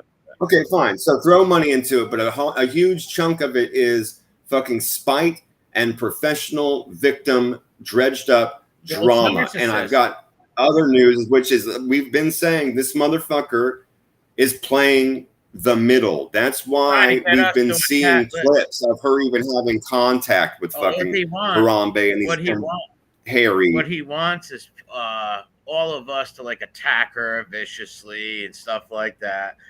So she can play the victim. Because I watch a lot of these narcissist videos, shorts, and oh my God, all the narcissist shit describes this woman to a T. Oh my God.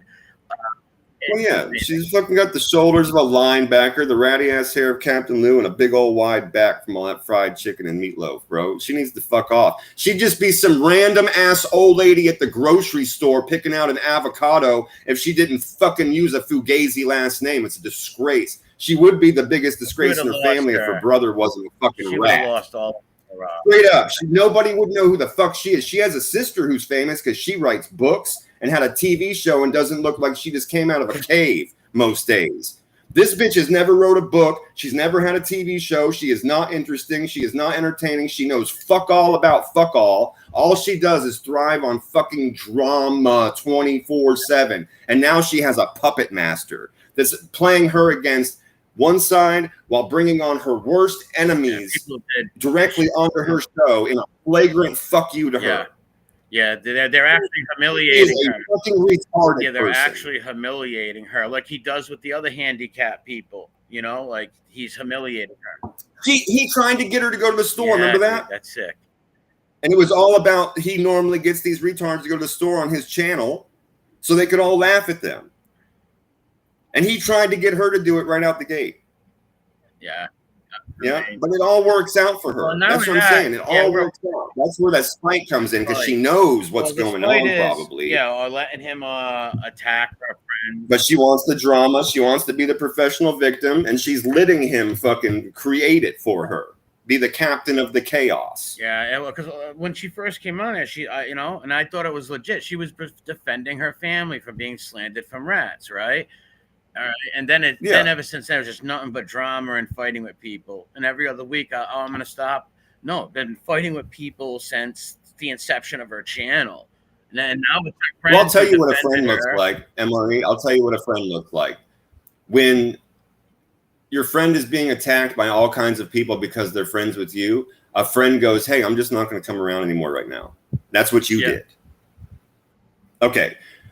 This guy is a piece of human garbage. He's acting like a puppet handler to her, knows everybody hated on her and left her. He didn't, not only did he not offer to do it, he went, "Oh, good. Now they're all gone. Now I can do what the fuck I want." But the Rip is the boss right now. There's going to be, might be some. He's being used by fucking JT too. That's why he's the one whispering because he's been on his show.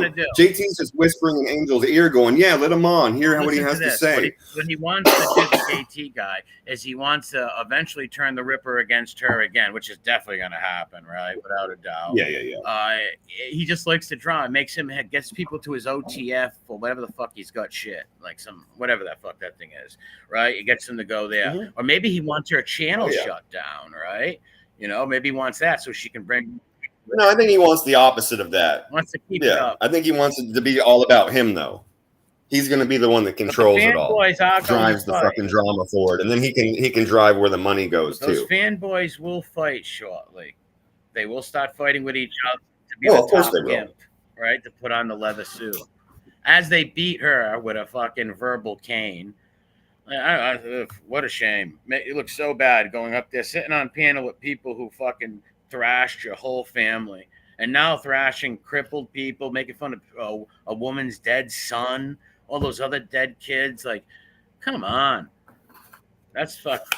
Yeah, and you're going to let a fucking man that wears dresses and wigs and dances like a whore.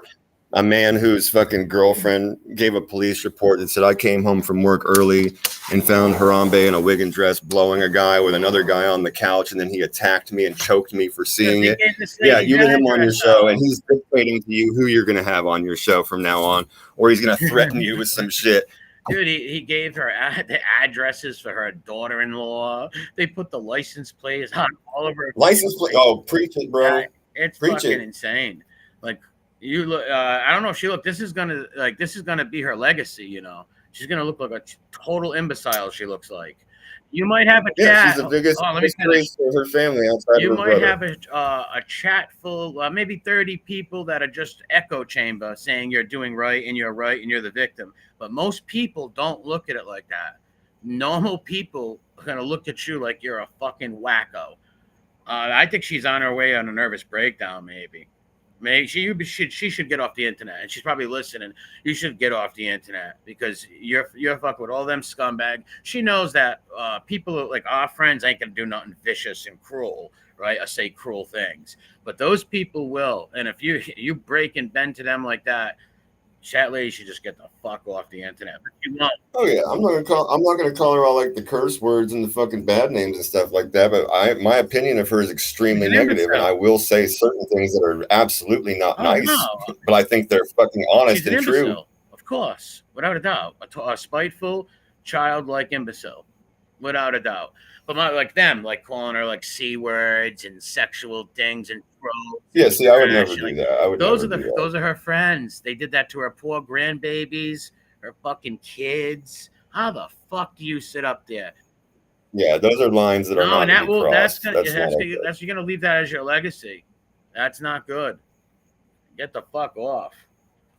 Fucking psycho, man. For real. And like I said, promoting those motherfuckers, that guy who fucks with these people's like Kylie Rodney and the Dylan Rounds kid, you're gonna be a real sick, evil person to call up some grieving family members and fuck them over and then lie about the kids and call the kids gay. And that one girl, Kylie Rodney, that poor thing, she was taken in the woods and art and unalived so bad. This fucking guy says she was a dirty little, you know what? I know. I remember. I gave my opinion on that shit that he said about that poor child. Disgusting, man. Like, listen, I love trolling, breaking balls too, right?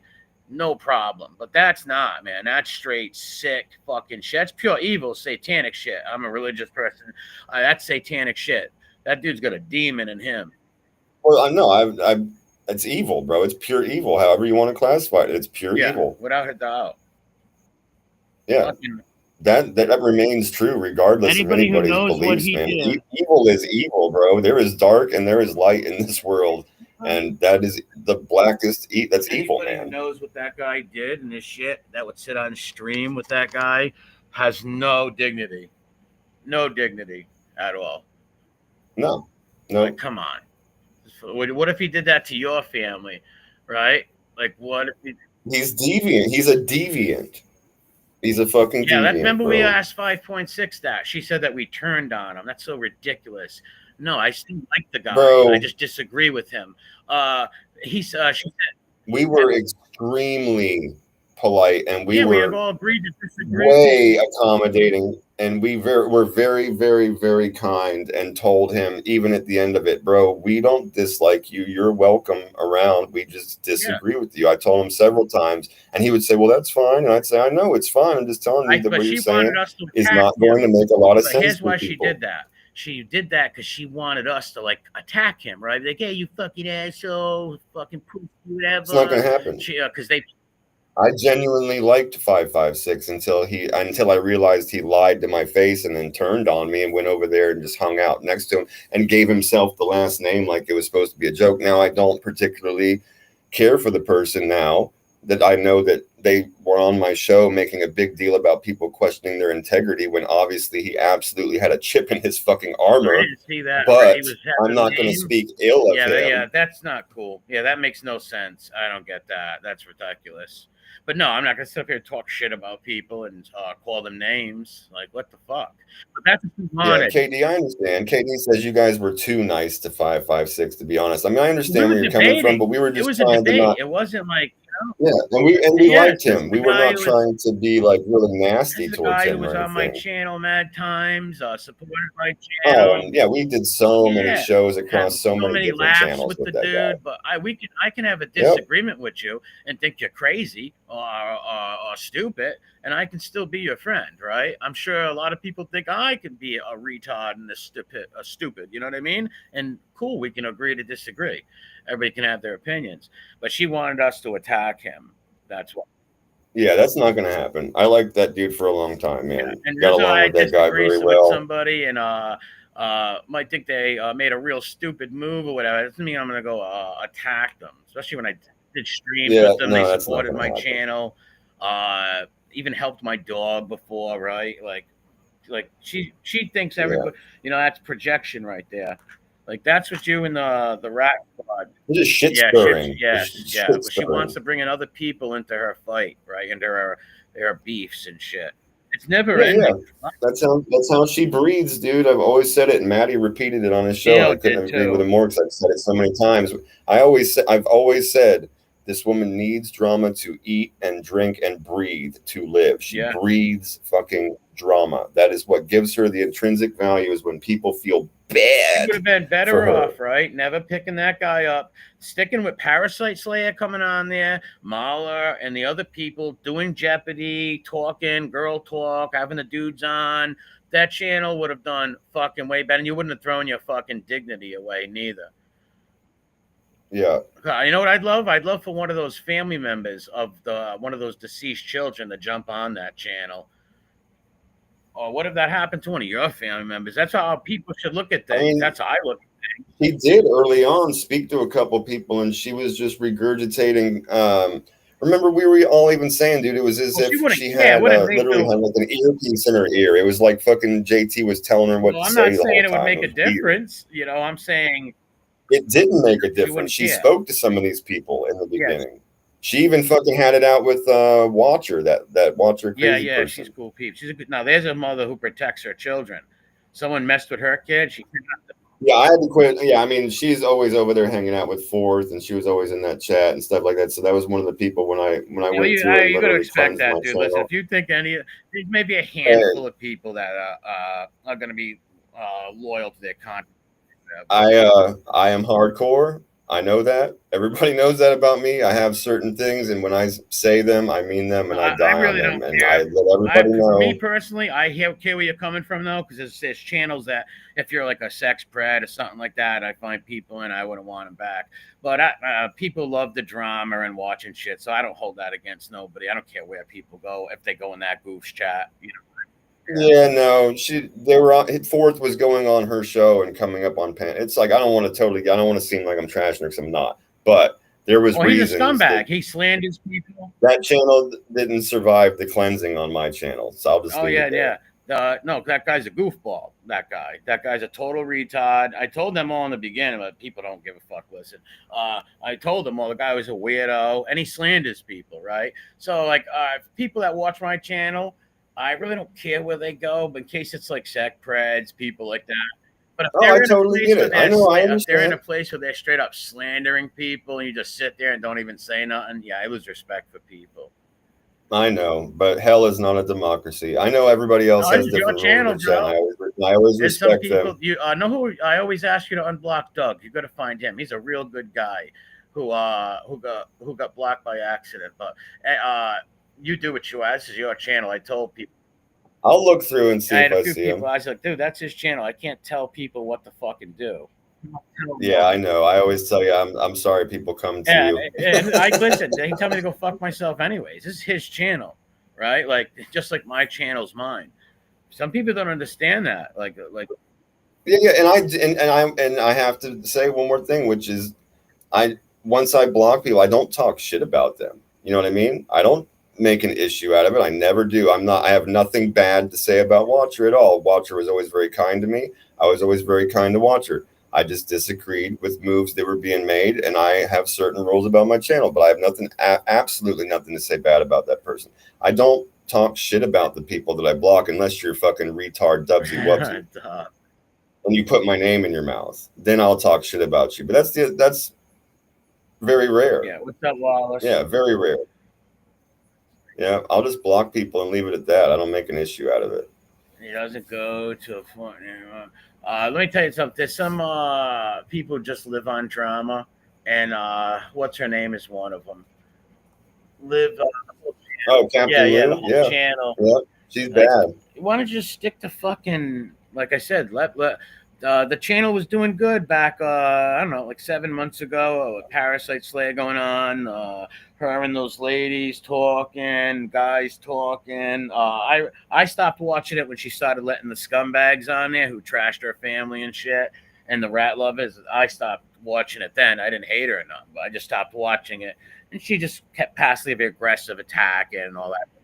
Yeah, I saw it happen. Like I said, I got out pretty early, but I understood, and I never fucking talked shit to anybody. I never made an issue. I never said her name. I never made any kind of problem with Those other her, bums would be except for a couple of times when she did things I very, very strongly disagreed those other with. bums would be titling shows every show with her name. Those other bums would be doing. That's what they would be doing. But I did see that clip thing today, and that was like it makes Italians look bad too. Like, come on, man. Like, what the fuck? Are you gonna cuck to these fucking losers? It's only the internet, it's YouTube. They can't hurt you. What are they gonna say lies about you? Who cares? Who the fuck's gonna see it? Dude, and one more time, like you've said a billion times, and I always say too, which is that, dude, these are some of the smallest channels on the fucking interwebs. No like, shit. You're talking about such small groups of people. They're helping them. Like, she's a troll's wet dream, bro. You could start a channel today and be called Ed Schmed and just start slamming her and her family in the most disgusting, sexual, vicious ways. And in a few months, she's going to be your boy, and you can bring her right up, and she's going to bring you up and fucking mention you and get your channel. The more views, you can build a whole channel on it. It's sad. Fucking sad. That was my mother. I'd rip that fucking computer right out of the wall, man. Yeah, right really. out of the wall. That's the truth, too. That's the fucking truth, I'd rip that right out of the fuck. I can't even imagine, actually. Me neither. I can't even imagine. My mother would never, ever. No, she wouldn't, but like I can't even imagine that situation. I can't even imagine what my brother or I would do at the first instance of us hearing about any part of kind of like this drama. It's got to be like, no, this isn't happening. No. Yeah. Nope. No, you're absolutely not doing. Especially if I had the name. Yeah. No. If that was my life, so if one of my aunts was, let's say she was married and stuff, but she was using her name, which you have the right to. Don't get me wrong. And she was making a fool of my family. I'd call my aunt, be like, "Hey, auntie, hey, why don't you use your one of your married names and not ours if you're gonna go on there with rippers and scumbags who abused our family like that." That's a bad look. And deal with her. The co-host fucking play solitaire or knit a fucking sweater or make a pot pie or some shit. The co-host is probably the worst thing because of the torturing of families and stuff. Like, that dude's a sick puppy, man. And then that, I tell you, anytime she's gonna be her legacy, that's gonna be part of it, and that's always gonna be left behind. Oh, forget about it. Imagine that. Like, man, that would hurt me so much if my mother fucking ever befriended those animals who did. I couldn't imagine, dude. Could not imagine. It could never happen. But I'm just trying to put myself in like other people's shoes. Of course, yeah. That's what I'm saying. I don't care what they say. It's hard to even imagine. And they probably say, "Oh, we don't care," but trust me, as a son, right, or any child, that's gonna hurt somewhere. That's gonna hurt. You might not want to tell your mom. Even just to admit to yourself that they behave that way. They make you break like that. Imagine people humiliating you like that, getting you on the internet and making you fucking cower down and all. That's disgusting. Getting weird fucking weirdo crushes on people. Yeah, Damien, what's up, brother? Yeah, it's weird. Fucking creepy. Yeah. What's up, Damien? Always good to see you, bro. Like I said before, I believe it's a mixture of three things: spitefulness, mental illness, and money. Mixture between them, because if you can't empathize with those families, and why would you want to deal with someone like that? And it's like handling a snake. Remember the story of the snake? Oh, the snake says to the lady, "Hi, I'm very cold. Can you pick me up and help me?" And the lady says, "No problem, snake." Picks the snakes up, brings him in the house, gets him warm, back to health. Snake bites her. She goes, "Why'd you bite me, snake? I fed you. I was so nice to you." He looked at it, he goes, "But woman, I am a snake." It's amazing. Well, yeah, and she's even more like the fucking scorpion in the tale of the scorpion and the frog. The scorpion fucking stings the frog knowing damn well they're gonna die, but it's just in her nature. So I said this bitch is just a professional victim, bro. It's in her nature to cause this shit so she can feed on it. To the narcissism thing. I've been watching a lot of shorts on narcissists, right? And oh my god, dude. Like, oh my god. Well, it's a very narcissistic notion to make everything about yourself, so you can, especially so when you make it negative. That's what makes it all dangerous, right? Yeah. You're not even seeking like positivity or like positive things around you. You're looking for it all to be negative, so you can feed off of the drama of negativity. And it's she terrible. Could have done positive things. She was doing just 6 months ago. She was doing all kinds of different little shows here and there on different topics, and she was doing a prison show, right? I brought 3 guys on with the equivalents of 148 years in prison, like 120, something crazy like that, right? She, like I said, bring the girls on the talk. I'll bring the guys on. She had all different characters to bring on. The Parasite Slayer guy, Dubs comes up and does funny things and drools and shit. Shout out to Dubs. Other characters were coming on. Yeah, fuck you, Dubs. She even had the lawyer dude would come on and give his lawyer's outlook on thing. Yeah. Right. That lady went fucking totally bots, all because of these, right back to these low tier channels, these people where they can't even get 20 people watching them, right? Like, what the fuck are you? How stupid. And it's not like people won. People gave this moron like warned her so many times. What are you doing? But just the spitefulness, the stupidity, and I guess when these people put some money thing in her ass, she would have still made money on here. Made no sense. Makes no sense teaming up with a scumbag like that. It makes you. Oh no, shit. When it comes to the fucking money conversation, she's turned into Piggy, bro. She says things that sound like the Piggy monster. It's disgusting. Yeah. Good night, Damien. Well, I'll talk to you. It's disgusting. Yeah, I'll talk to you in the morning. Oh yeah, man. We'll see you soon. You too, man. Have a good 4th. We got to talk. See what you do. You got to, I'm going by Luigi's on the 4th, so. If you want to come with me, hit me up. We'll talk tomorrow. But yeah, fucking crazy shit. Like, and I knew I knew something like this was gonna happen because, like I said, when you bend to channels and you bend to you bend to people's will that abuse you, and they know that other people see that, right? And they're like, oh wow, look at these guys. They popped up. They couldn't get 1 view to save their life.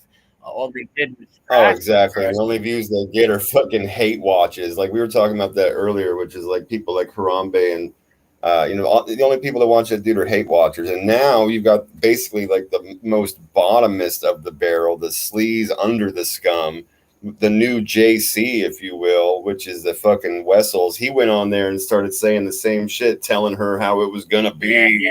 He was trying to convince her of all these. You're gonna play, and he's guilty of this and that. He's a Nazi, and I'm not playing. I'm gonna be Mr. Action now. He was trying to play. He was trying to be his daddy, Harambe, but you can't. Daddy will put you in place, Tiggy. Don't get Daddy mad. Don't get Daddy mad, Tiggy. This is a dude that like has 5 viewers. You know what I mean? And they're hate watching, or literally just like retarded and drooling on themselves. I'm glad you said that, right? Let's look at the new people in the chat that I was told's in there. The sailor guy who said he was going to have a woman gang the Green Brittany. Oh yeah, him. Okay. Gang-odd by 5 Marines. Sloth, right? A stalker woman who was talking about her children, donating. Mostly all them people, not the JT people, but the Ripper people, Piggy people. Those are all people who paid for her family to get destroyed, right? Would give money and support those channels. Her channel is there's only probably like maybe 3 people in there from the old days. That's about it because they feel bad or whatever they. Yeah, I've heard the same thing. Yeah, a bunch of. I won't even click. It's a shame. A lot of those people, like not a lot. I should take that back. Let me say a handful of people that I haven't seen in quite a while. After she told them all that she would never forgive them for as long as she lives if they came to my show. Yeah, mine too. Yeah. That's what she does. So there's been like a handful of people that aren't around anymore. But from what I understand, they're not in her chat anymore either. They're just done. Oh, maybe they were threatened with a dox. I can't really blame them. Could have been threatened with a dox or who knows, right? But yeah, they just want it out. Yeah, they just want it out. Picture watching things and seeing like, all right, watching. If I was a watcher and I wasn't a content creator, right? And I seen these people who are friends with each other, all that shit, and then all of them sticking each other in the back, showing. She was putting up fucking messages and shit of mine and shit. So what the fuck are you doing? You retarded? Yeah, and they're threatening you if you go into other people's chats and shit like that. They're just like, fine, I'm done. Fuck this. If you go in another person's chat, you're not my friend. Like, shut the fuck up. Right. Like we wouldn't stick up for you, right? Like we would ever tolerate any iota of bullying to people, especially when they're telling them not to fucking come hang out with us. Like we wouldn't defend them, right? Like you go where you want. Exactly. I know, yes. Yeah, Phoebe is a rat. Yes.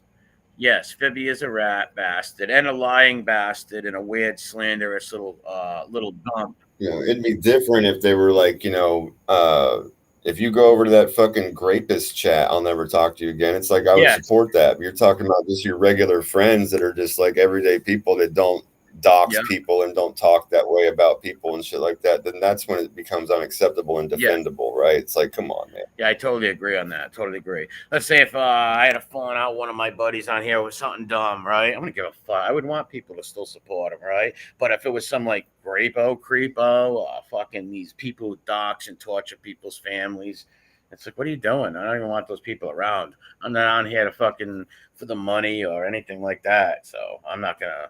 I don't want those people around at all. Because here's why they befriend other people in your chat, the good people, right? And by you keeping bad apples, real bad apples like docs, pro doxers and shit like that in your chat, eventually they're gonna hurt your chatters, your subs, and even like people that are knowingly disruptive, you keep them around. It throws your vibe off. It throws the chat off. You can't allow that. Happens, yeah, that too, but. They get the phone numbers and they find out who the other people are and drive them out of your chat, right? These people are very fucking sick, fucking weirdos. But I think KD made a great point. I'm going to put that on screen actually so you can read it easily. I'm going to put that up because that's actually a really good point that KD made. If this stupid fucking machine will work.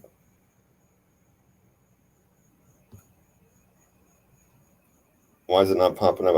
There it is. I think Edwin is the proof that you two don't treat people differently because of what chats they're in. I love Uncle Edwin's great, man. I've been with Uncle Edwin. I've been with him a long time and stuff.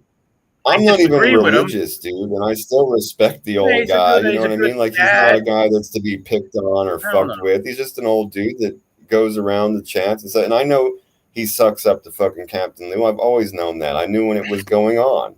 I knew when it was happening, but I didn't fucking tell him to screw or tell him to fuck off or call him names or anything. He's a good father, a good grandfather, a good working man. I just disagree with him on that. That's all. Yeah, and it's like, right, exactly. It's very, very simpish behavior. You should not do that. You should not purchase things like that and try and build their numbers and stuff. It's not smart to do it for anybody. That's just simpish. She wanted us to attack him also. She threw a few names. Yeah, that's not going to happen. That's not going to happen. Lady, stop. If you were really their friends or respected them, you wouldn't be throwing their names out there and doing that. Like, stop using other people. Well, she wants to get more sympathy, other people in the victim box. It's ridiculous. Dude, I didn't even let people lie about Fourth. No. Someone called him a I won't let you lie about people that I don't even like. I had somebody leaving me a comment, and I had it in my chat flow that he was a rapo. I'm like, no, he's not. The guy's not a rapo. All he did, he grabbed some girl's ass. That's what he did. It's wrong. Yeah, I mean, that's basically the short version of what I had to correct somebody in a chat that accused him of something that he didn't do. And even if I don't like you, I am not gonna. And that's not somebody that I hang out with or that I particularly support their views and all that kind of stuff. But you're not. I'm still not going to stand there while you lie about somebody or put something on them that's not true. Even if I don't like you, if someone comes in and slanders you in some crazy way, I'm not going to be like, that's not true. Don't say that shit. Oh, you got to leave. Yep. You know. Like even like that's the law, bro. It's the law of fucking good human beings. Having morals. I never have paperwork for certain kinds. You have to have proof for certain. You can't just be putting jackets on people that don't belong. That's not anytime, okay. Since I've had this channel, you must have seen it before. Anytime people came in with Piggy's daughter or mom or anybody's family members, right? I would always block them immediately. Always. Always like, get out. Like, don't do that, right? Like, I get it. They do that to people, and people want to do it back to them, but not in here. Not in my chat. Come in with people's families' names or pictures. I know people were saying, his channel. Yeah, well, some people just do weird shit that's not worth being banned. My chat disappeared for a minute. I did that circle thing, little bitch.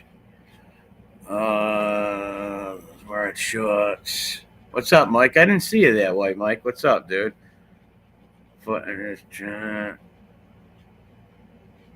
Yeah, they couldn't find that Well, link. there you go. White Mike is somebody that got brought back from the dead in hell. He was banned or he got blocked. I brought him back. I was reasonable Oh, there. he's an Orca guy. He came from brought him back from the ground. Well, I mean, you got to look for Doug, man. He got blocked with the Palmia stuff. Yes. He was talking back and forth with her. He don't even know her like that. He's actually a good dude. If you can find him, unblock him because he'd be in here watching all the time because he says he misses it. He's a good dude. Well, yeah, the conversation he was having with Palmina, though, Skullbro, was trying to figure out where I live based on my fucking accent. He's an old boomer and shit. Yeah, but he was still. I warned him like 3 times, and they continued, and I finally just fucking blocked him. I mean, it was pretty disrespectful. You'd have had to have been there. Gotcha. Yeah. Yeah, but certain people I brought back from the dead before. You resurrected them. Yeah. White Mike was resurrected. Yes, indeed. The resurrection of White Mike.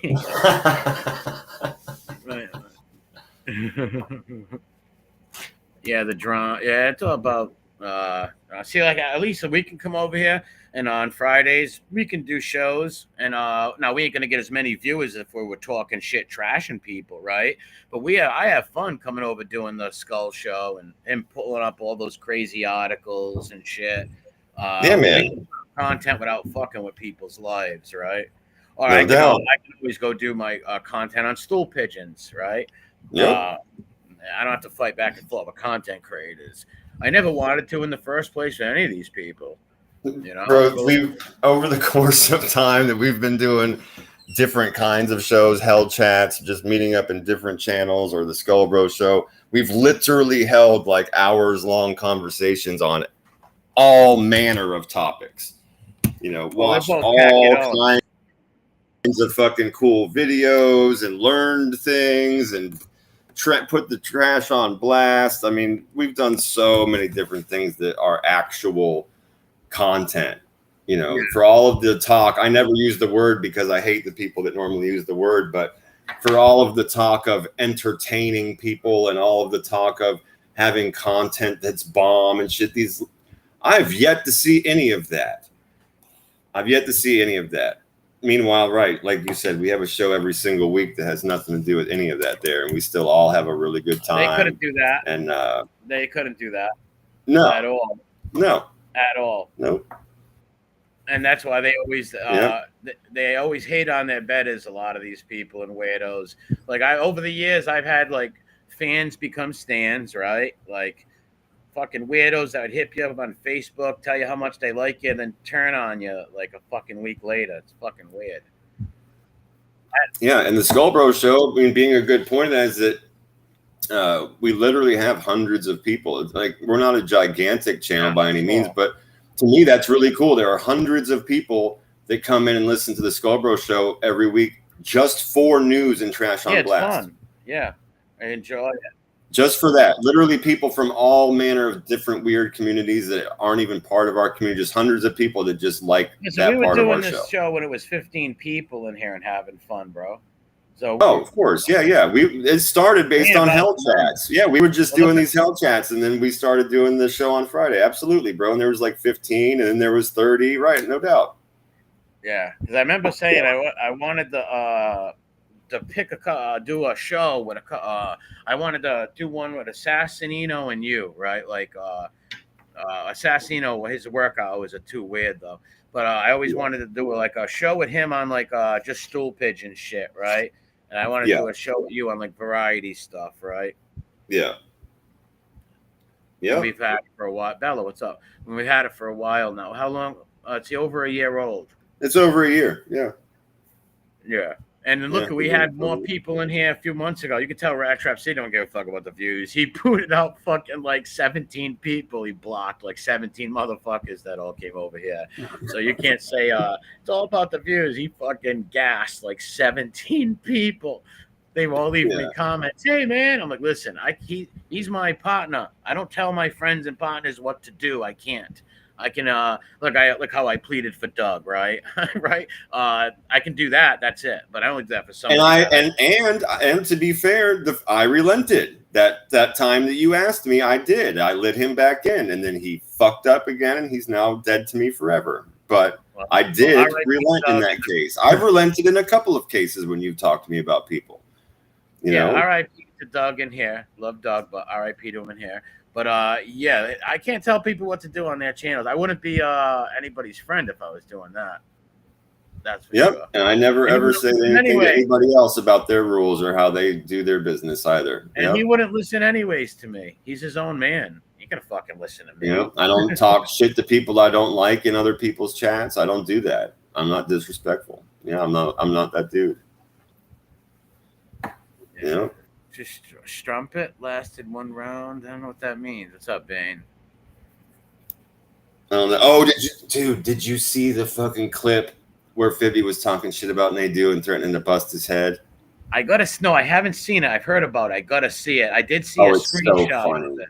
Maybe if you haven't seen it by Friday, we will pull it up. Yeah. He's jealous because it's a short, and we'll just do it when we're playing all of our shorts in the beginning of the show on Friday. I'll plan to grab it and play it. Yeah, good. Well, he's very jealous of Spanky because they do the same kind of wise guy hump kind of show, and they act like they know mobsters. They're fucking weirdos. And he and Joey are talking, and fucking it's driving Spanky insane. No, Fibby insane. Or Fibby, I'm sorry, it's driving Fibby fucking insane. Well, if he knows that Spanky is eating cheesesteaks and getting more numbers and higher viewers, Spanky's show blows Fibby's away. Fibby can only have fantasies about hitting Spanky's numbers in the mob world, right?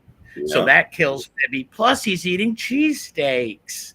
Yeah, and Fibby's stuck there. You can see it. He's in his dark, under the stairs, fucking Harry Potter closet. It's all shadowy and shit like that. He's all confined in there with his headphones on in the house of the gay painter that keeps him. And he's just stewing. He's all greasy and dirty and wearing a wife beater. And he's all fucking mad and getting all steamy and shit like that. He's like, I will bust your fucking head. Why? You're gonna die. That kid's out of his mind. I am fascinated with weird freaks like that in a cringe way. You know how people watch train wrecks? Well, I would like to dissect his brain and I'd like to chain him up to a radiator and just I don't know, every once in a while go down there and speak to him and say, what made you do this? And pick his brain. I like to have him in a little cage. He's a fascinating, sick weirdo. But it fascinates me, some of these weirdos like Tranbo and him, these liars. He is not well. We'll say Fibby is not well. Every few weeks he'll call up Angel and ring, hello, I'm gonna kill myself. That's he's 24/7 saying he's gonna unalive. Yeah. 24/7. He's crazy. Out of his mind. Man, patriotic is my grandfather. Yeah, that shit made me laugh. That emergency contact stuff is off the chain. He's very jealous of Spanky, not only because of the cheesesteaks, but because of the views and the numbers in the wise guy hump world. You got to think Spanky's channel dwarfs fucking Loman's channel. Dwarfs it. Fibby's channel is fucking nothing compared to that channel with views and all that stuff. And and it was already eating at him the whole fucking I invented this shit over here. Yeah, I invented. No, you dare you? I invented this. Yeah, it's no, Fibby, you weren't the person that came on there and went after Stool Pigeon. You went after your ex Stool Pigeon friend, John Alite, the guy that you lived with for a fucking month or two. After he bottomed you. Yeah, after he bottomed you and sent you on a fake mafia mission. Yeah, you lived with the guy, went on secret mafia missions, and then you fought with the guy. And he's a rat bastard. He ratted out his friends when he was in his 20s.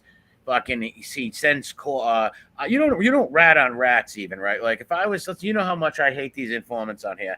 Do you think I would ever write their judges or call the FBI and fucking try? Bro, I wouldn't even tell on him if he literally stole something standing next to me. That's not who the fuck I am. Exactly. Exactly. Not who the fuck I am. And these people are just so he's so jealous of that. And like I said, Spanky's eating cheesesteaks, and that kills him because we know how much he loved and he was fascinated with. Well, that's basically what like the content or the comments of that short consisted of, which was that Spanky has been talking with Joey again like it was public, and now Fibby's losing his fucking mind. Yeah, Fibby must be going crazy. Going crazy. Yeah, people. Yeah, he was threatening to. He was like, "If you come to New York, I will bust your fucking head." No, he wouldn't. Spanky would beat him up. Spanky, he wouldn't even. If Spanky did go to, he would never meet him. Loman's a coward. One of the he strikes me. He strikes me as a fetal position kind of a guy. Yeah. Now Spanky is a mental case too. Sitting in the car, Joe Molino's going to kill me. Calling the feds. He's a weirdo. But he would definitely beat up Fibby and fight Fibby. He is superior to Fibby, sadly. And hey, I'm not speaking good about Spanky, but it's just a fact. He's superior to Fibby in every way on here. Yeah. Views. Yeah, Fibby strikes me as the kind of guy that would literally drop to the ground in a fetal position. Yes, he would drop in a fetal position. He's weird. Yeah. He is Fiberace. I didn't do nothing. He didn't do nothing. Leave me alone. Leave me alone. Stop. Yeah, I'm sick. He would probably yell out, "I'm dying of liver toe cancer." Somebody call my emergency contact. Yeah, somebody call my emergency contact. How would that go? Ring, ring. Hello, ma'am. Your emergency contact, Jeffrey Loman. We found him with a caterpillar in his anus. Or somebody ran him on the street. There's a young lady. I think it's a transit. Your friend's transitioning. You have a friend that's transitioning right now. There's a young lady on the curb crying and asked us to call you. He says his name's Jeffrey Loman, but he looks a lot like Chaz Bono. Yeah, exactly, dude. Exactly. You know his pronouns? I want to ask him his pronouns. I think he had an allergic reaction to his hair dye, right? Yeah. What's wrong with his face, man? Well, what do you mean? Yeah. Well, I mean, it's literally the ugliest person I've ever seen before in my life. He is he must hate. Well, right now, Spanky is like his enemy of life. He's probably got like a little alfalfa Spanky picture on the wall, throwing punches at it, screaming, walking around in circles, yelling at it. I can be interested. Screaming. Oh yeah. Yeah. What a sick puppy. He's very, very, very, very close to possibly destroying Joey's shrine in his room, in his closet. You think it's still there? I think it's still there for now. I think he's probably still got the cigarette butts in the frame. I think his hair doll is still next to the candles, and you think he got set up. You think he puts on the Elvis music and opens the door and peeps at it once in a while? Remember? It's possible. If he does, he probably puts the costume on for the French guy anyway. So they probably have like a little Elvis routine he does for the gay Frenchman every now and again. Although Pierre? Oh, yeah. Pierre's drilling Fibby at night. Oh, yeah. That's how he pays his rent. Yeah. He just rents him out the space under his stairs, bro. Yeah. And just bangs him up. He's probably makes him wash his back with a loofah. He's probably in Greenwich Village with Pierre, the gay painter. Yeah.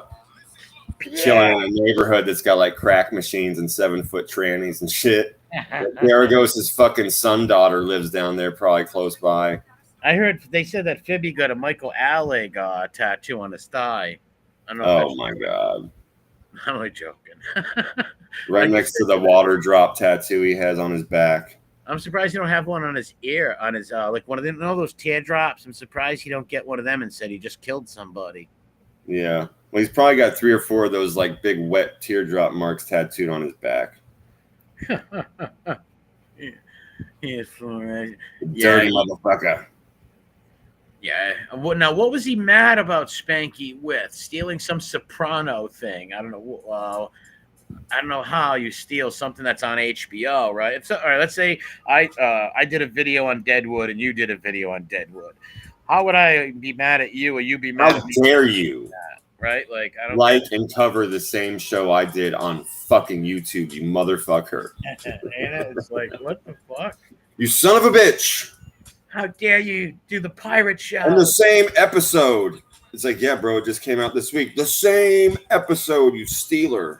Was that it? Does anybody in the chat know? I honestly don't know, because the only part of the short that it might have been the entire short, but the only part of the short I remember is him saying his fucking name, threatening him, telling him, if you come to New York, I will bust your fucking head wide open. That's the part that I remember. Yeah, but somebody said it was over a soprano thing. Let's see if anybody in the chat knows. Give us a shout in the comments real quick if anybody knows what caused him to threaten Spanky this time, most recently. I said someone ate a cake. I don't know what that is, but yeah, I don't know. It was a soprano thing. Something about that. Wait, hold on. Let's see what it says. It's like, what's up, Brooklyn Bounce, Ladybug? Sweet. Good night, Heather. Right on, KD. Smoking with you, bro. Smoking with you always, bro.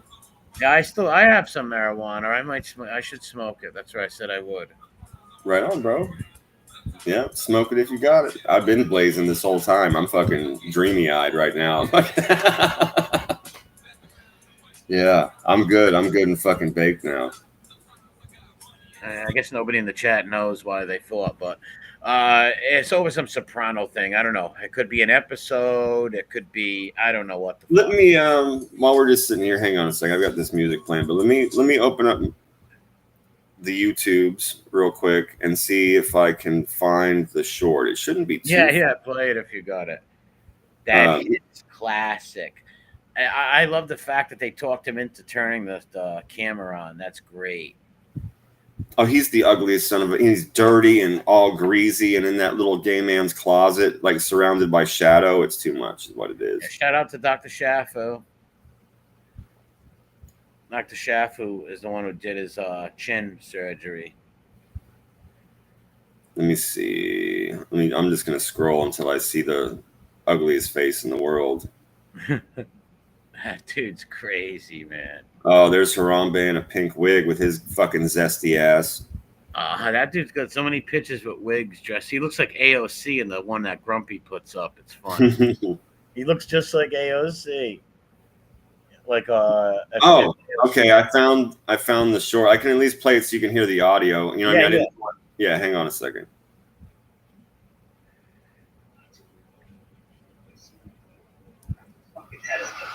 I'm just telling you. Okay, hang on. Yeah, it is a little bit longer than that. Okay, here we go. I'm going to play the audio. Here we go. I'm too old that if I see you in New York, I'm going to crack your fucking head open. I'm just telling you. Jeffrey Lohman is upset with Jeff Nadu. He is calling Jeff Nadu a thief for stealing Joey. He stole Joey from him. Yes, because Jeff Lohman is angry at Nadu because Joey kissed and made up with Nadu, and he won't give him any acknowledgments. I'm too old, but if I see you in New York, I'm going to crack your fucking head open. That channel is called New Orleans Soul. Anybody that's Wolf.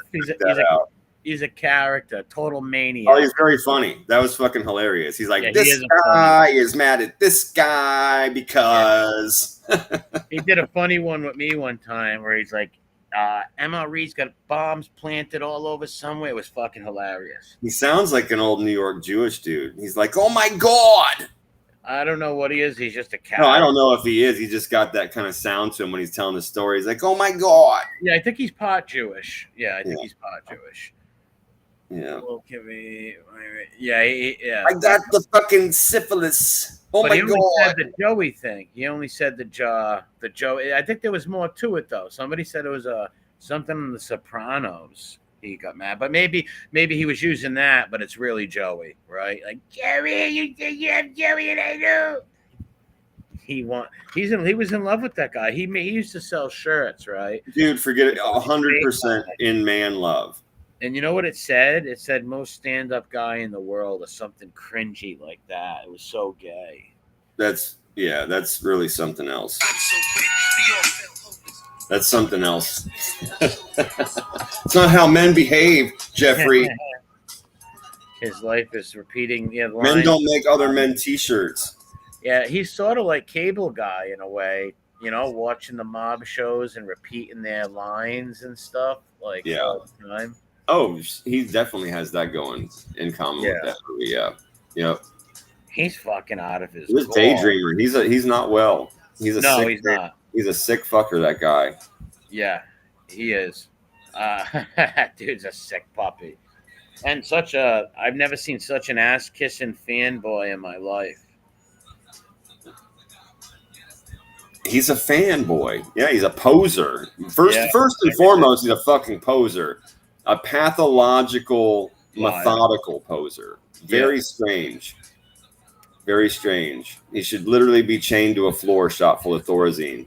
Thorazine shuffle and Yep. he falls on Larry Masa's. Yeah, in a small room, padded, kept it around 68 degrees, fed through a door. Yeah, man, that guy is not well. He should not be in society.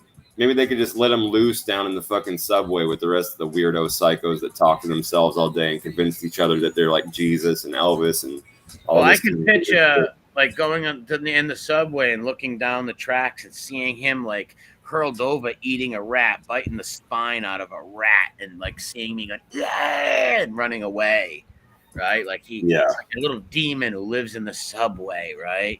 Fucking sicko. The catfish. Oh, Spanky's catfish is classic. Oh, I'd be concerned. Yeah, if I was riding the subway, I looked down the train and I just saw that ugly fucking mug looking at me from down the train and that dirty wife beater, obviously having just gotten hollowed out by a gay artist. Yeah, I'd be concerned, bro. Yeah, biting the spine out of a cat or a rat, right? Yeah. If you look at him too long, you're his best friend. It's scary. Well, he's in desperate. He has if he makes eye contact with you for more than just a few seconds, he's making stories up about your day together already. Like it's not good. It's very concerning. Yeah, you look at him again, he's gonna come sit down next to you. Sick puppy. Oh my god! And everybody, and see, even the people that act like they're his friend know he's a sick weirdo, and they know he's really sick.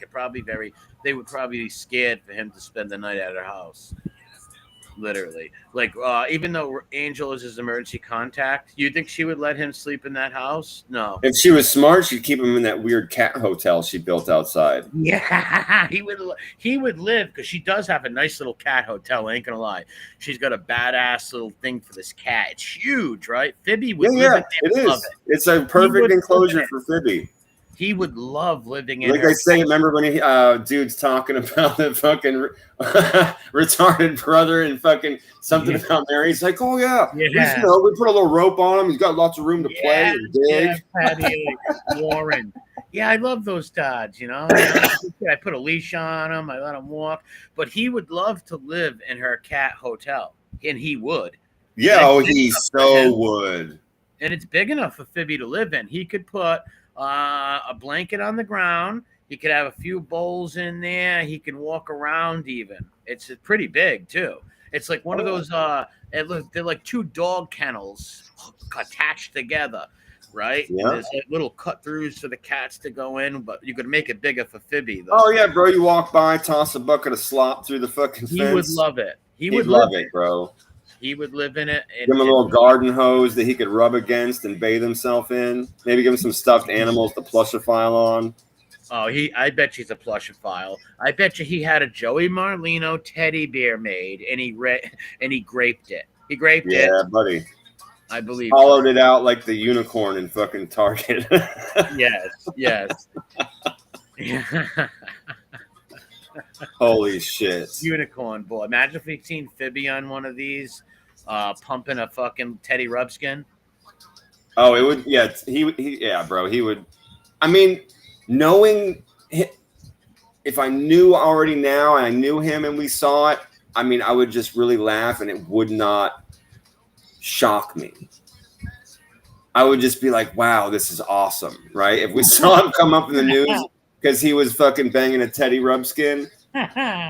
Yeah, I wouldn't even be shocked because he is so unwell. He is such a crazy bastard.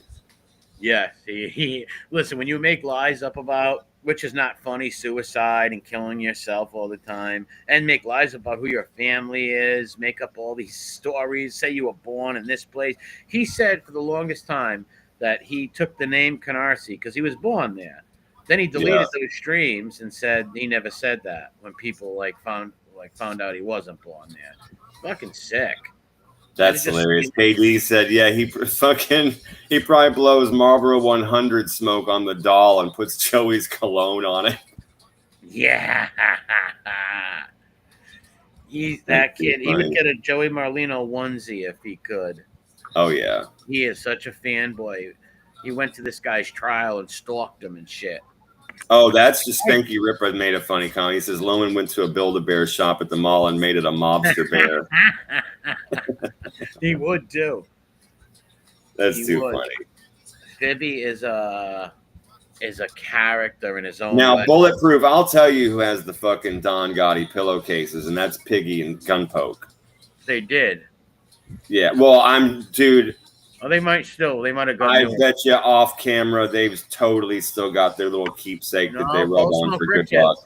No, Pole Smoke ripped his in half. Oh, I know, but he might have a pillowcase off camera. He might have a little something someplace. I thought you meant the poster. Oh no, I know they ripped their poster. I'm saying to you, like as far as pillowcases or knickknacks, they've definitely still got some Gotti paraphernalia in their house. Yes, there's got to be something like that. Yeah, they're super fanboys. Big time.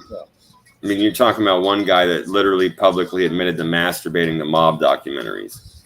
Yeah, and people out there, we're not hating on anybody who did have a picture of some because there's some people who collect that as art, right? Like those gangster pictures with Sopranos and all them people. Yeah, this is a different level of freaky deaky fandom, though. Yes, this is a different thing I'm talking, because there's some people who just like some of that might have a picture or two on their wall of that art that I know a few people that do, right? So I want to make all I ask of those people is just don't AI put yourself into the picture. No. Or tell people that that's your relation. No, definitely not. You're gonna look like a fool. Outside of that, cool. Enjoy history. You know. Yeah, I know this one girl. Her brother has it's like a drawing of all these mob actors. Like in them from the movies. It's like a collage of all of them. And he's not a weirdo hump or nothing like that. He just likes he just likes those pictures. The best collage I've ever seen in my life was the 14-year-old girl fucking wicked teen magazine collage that Emmy put together. That shit was amazing. And he glued all the pieces together just like back in the 80s when they would show a teen girl's wall and she'd have all the fucking teen magazine boys' heads and all that stuff cut out and collaged together. Emmy had one of those for Gravano. It was sick. Yep. When Jimmy had his Sammy Gravano Love Shrine, his 17 magazine up, it was pathetic. And you're right. They were all different pictures of Sammy. And there was a big one in the middle. That's when I love Sammy. Sammy love me. Meet Sammy friends. No, Sammy extorted you for money. And then he gave you a 15-minute interview, you Dunsky, and humiliated you on stream. Gave you the name Calamandria. Oh, he treated him like garbage. Oh yeah, he humiliated him. He gave him. He was over there. They probably talked for 2 hours. I would love to see the full footage of the Emmy and Sammy talk. I would give anything to stream that because Sammy the Child Killer and Emmy talked for 2 hours. It must have been so bad that they can only put 15 minutes into it. What is that? Yeah, it's got to be ridiculous, man. Oh, it must. I told you one of the best things ever was when Emmy interviewed the gay psychic daughter of that fucking mob boss. Oh yeah. Which one? And she basically had to hold his hand throughout that entire interview, and it was his own fault. He behaved like a mentally challenged child that couldn't make his way through conversation. It was painful. Yeah. Yep. I also remember when Mikey Scares, his ex-wife, was on Emmys, and he was asking the most dumbest things. And then when he asked her about something about her wedding, and when she went to tell him it, he just started asking something else. He's a fucking Dunsky. He went to slip and fall school and fucking graduated top of his fucking class. That's a beautiful, strong woman right there too. Yeah, Very- yeah, she was a good looking girl that I remember. Yeah, Scar's ex-wife, the one that he shit on and left and took off with a girlfriend and his new baby and left his old wife and baby behind. He pulled a Bobby DeLuca. Yeah, that wife, she was beautiful. She was classy. She came from really good stock. Yeah, Yep. but then what the fuck you doing on Jimmy Calandra's show? Like, you know he's a rat. Who bat. knows? Who fucking knows how that happened, man? Yeah, maybe she knew him when he was That, little. what'd you call it? 6 degrees of separation? Yeah. Must have been some kind of favor for a favor, something like that. And yeah, she even mentioned something about him telling and not approving of him being a rat in that interview. I remember that part. I do remember. But here's the thing, though. I hate it's like the Chris Colombo guy. He brings on Bill Cotolo, but then he gives you this big speech and yells at Bill. Not yells at him, like telling him how what he did was wrong. Why even have them on there? Why are you helping them? No, I mean that's a very valid point. That's why I said I don't know why she ended up on she's there a at woman. all. She'll get a pass. She's a lady, so you could understand that. Maybe she felt bad, thought he was trying to do good. I know, like she's done like other interviews on like quote unquote TV type interviews, like larger production interviews. I think she might have had a book. You know what I mean? Yeah, why would you go on there to promote? No, I have no fucking idea. I don't see any value in it. I'm just trying to look at the other side of what possibly could have drove her to do such a thing, bro. Yeah, especially when, to KD's point, she basically shit on him multiple times in the interview. When he was trying to be like overly nice or kind of flirty, or when he would act like they were a little closer than they were, she brought him up as being a rat more than once. Yeah. So. Well, she got to save face a little, But like that other Chris Colombo guy, like he's no informant. He's like some reality guy, but he's no informant, and his dad wasn't neither. So why the fuck do you got these fucking informants on?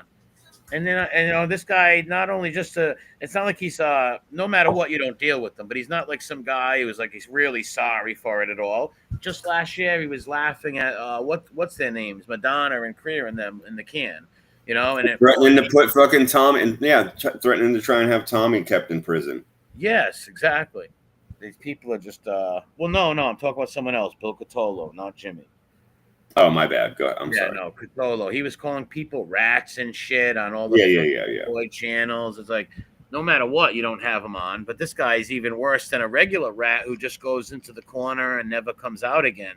If you tell on somebody, you do that shit. Go away into the night and disappear. Don't come on YouTube. Fuck off to fucking Kansas or some Montana or some shit. Yeah, don't go on YouTube, right? And I'm criticizing the Colombo dude, not so much the Scares wife. I was disappointed in seeing her. It's like you said, she's no rat lover. Her family's a decent people. It was disappointing seeing her on there, but I don't hate the lady or nothing like that over it. She gets a pass, she's a lady. But for the men, it's like, come on, dude. Do you really stand for that then? Right? And don't say you don't like informants and stuff. KD says he does interviews or he does shows with Franchise and stuff too. Does he? That's where it makes me just like, because they sell out for the money instead of having the integrity, right? The integrity in the fucking Constitution to stand by what you believe in, right? Stand by what you believe in. Because you can say you believe in something and do the opposite. We've seen that all over here, right? With these morons, right? Of course. But showing me that you believe it, right? Like showing me that you lived at what you believe in, right? And it's very easy if that's what you believe.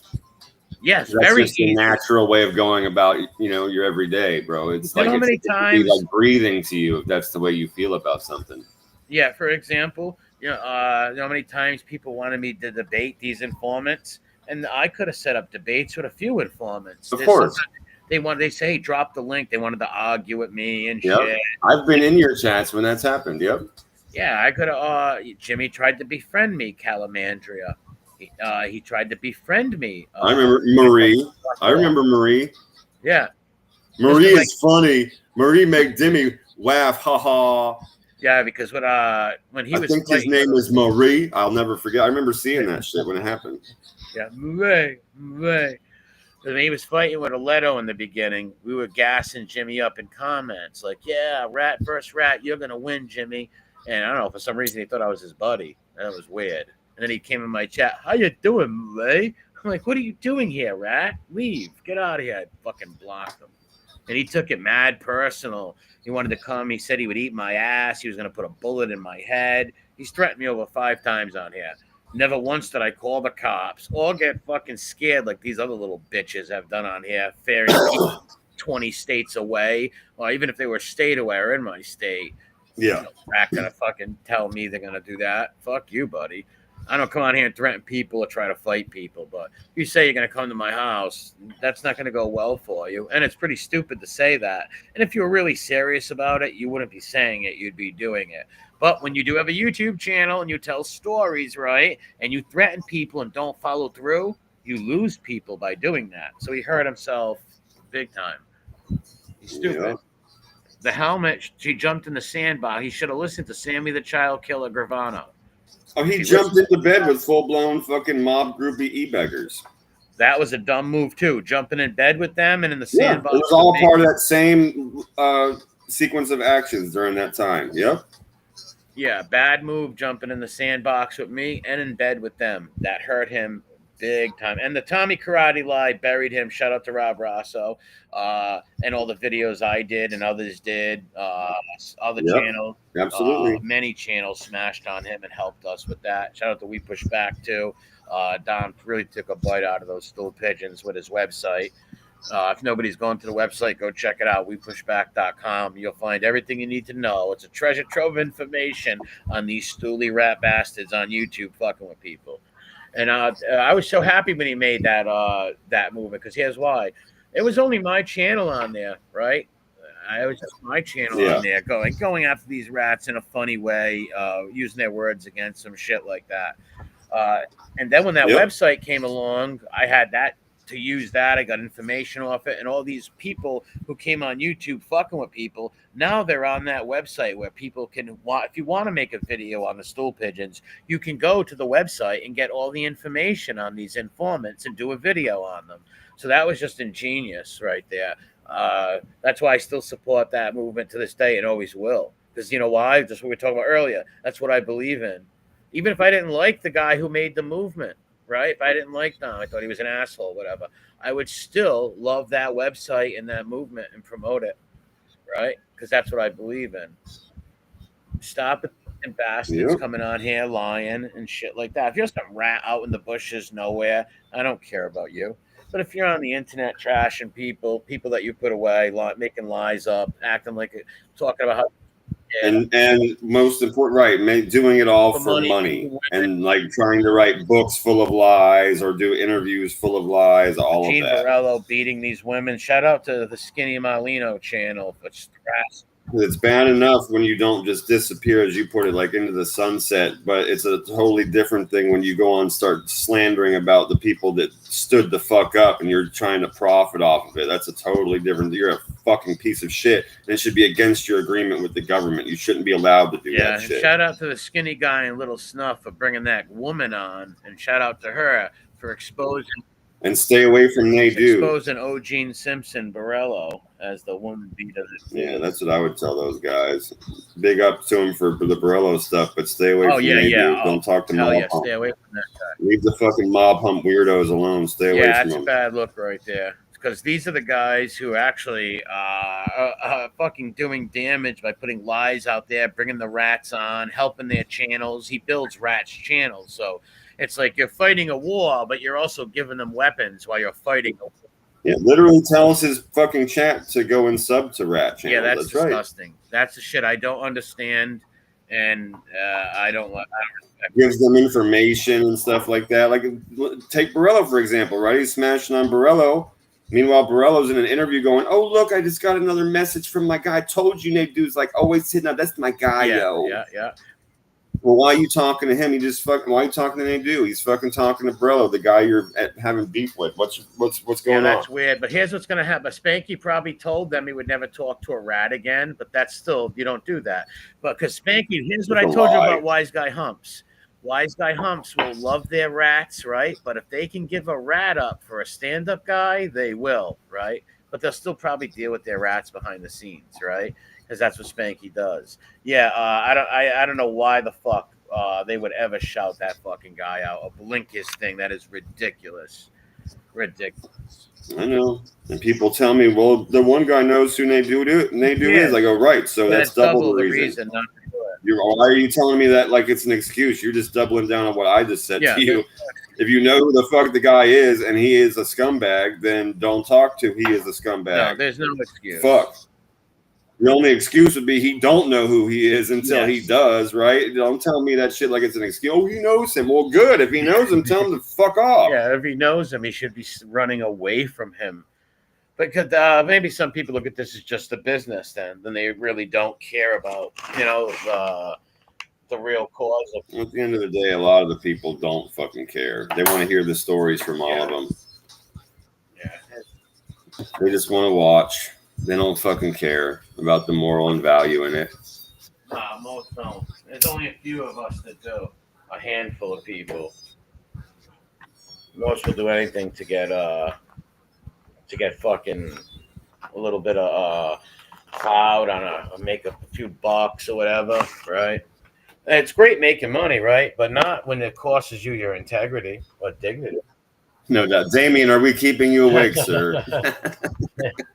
What's up, dude? Seriously, like, what the fuck? It's stupid. You're helping that, and the only good thing about that is Fibby going crazy, right? The only funny part about the skinny guy and then that's some icing. That's the only fucking funny part of that is that Fibby is going insane, right? So jealous, right? See, I was disappointed, right? Fibby was fucking straight up jealous.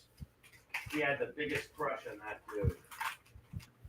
Yeah, he's super jelly. So would. Listen, if that guy hit him up tomorrow and said, all right, come on my channel. I love you. You're a good kid. I like you now. Fibby would roll around on the floor like a puppy and have his legs in the air like a puppy, like a little puppy. Yeah. Well, he might be purring up against a couch with his ass, rubbing it against the couch. He'd be loving life. And he would say yes, and he would throw anybody under the bus. Anybody who Skinny didn't like, he wouldn't like. Put it that way. He would be the top. He would be a very grateful fanboy. That's forever, eternally. He would grateful. carve Joey into his forehead. Don't be surprised if the next time you see Loman live, he doesn't have Joey carved into his forehead. Yeah, right. He starts dressing like him. Jerry! He puts on some fucking wig. He change his last name to Marlino tomorrow. Oh wow, that'd be amazing. Come on, Fibby, go full Marlino. I'm still holding out for he snaps and goes cowboy, and then he has a famous relative like Billy the Kid. Yeah, that could happen. Or he could say he was have him switch up lanes, bro. Just totally switch lanes and go sideways. Racing. Dale Earnhardt is my uncle. Dale Earnhardt or something. Fuck yeah, start speaking with like a southern twang. Yeah, he could. He does accents. He tries his best to do impressions. Yeah. He's a fucking nut. Yeah, he must be. He must want Spanky's head on a platter right now in his dreams. Like I said, apparently he does. He would not face Spanky though. He wouldn't. Spanky would face him probably. But for money, yes, for money. Loman wouldn't do it for money neither. Loman's not doing it because Nadeau's a whore. Yeah, he's a whore. R.I.P. That's part of his problem. He's a little rich boy. He's mommy's fat little cupcake, and he will do anything for money to show, like, to maybe pay one of his bills that month and feel like, see ma, see pa. Yeah, I can take your little cupcake and take care of himself. He could be. I bought my own toilet paper this week. What's up, Charles? Yeah. What's up, B1?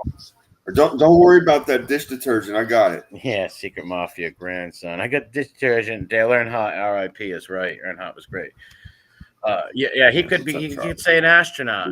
He could tell you an astronaut was his family member. He's crazy.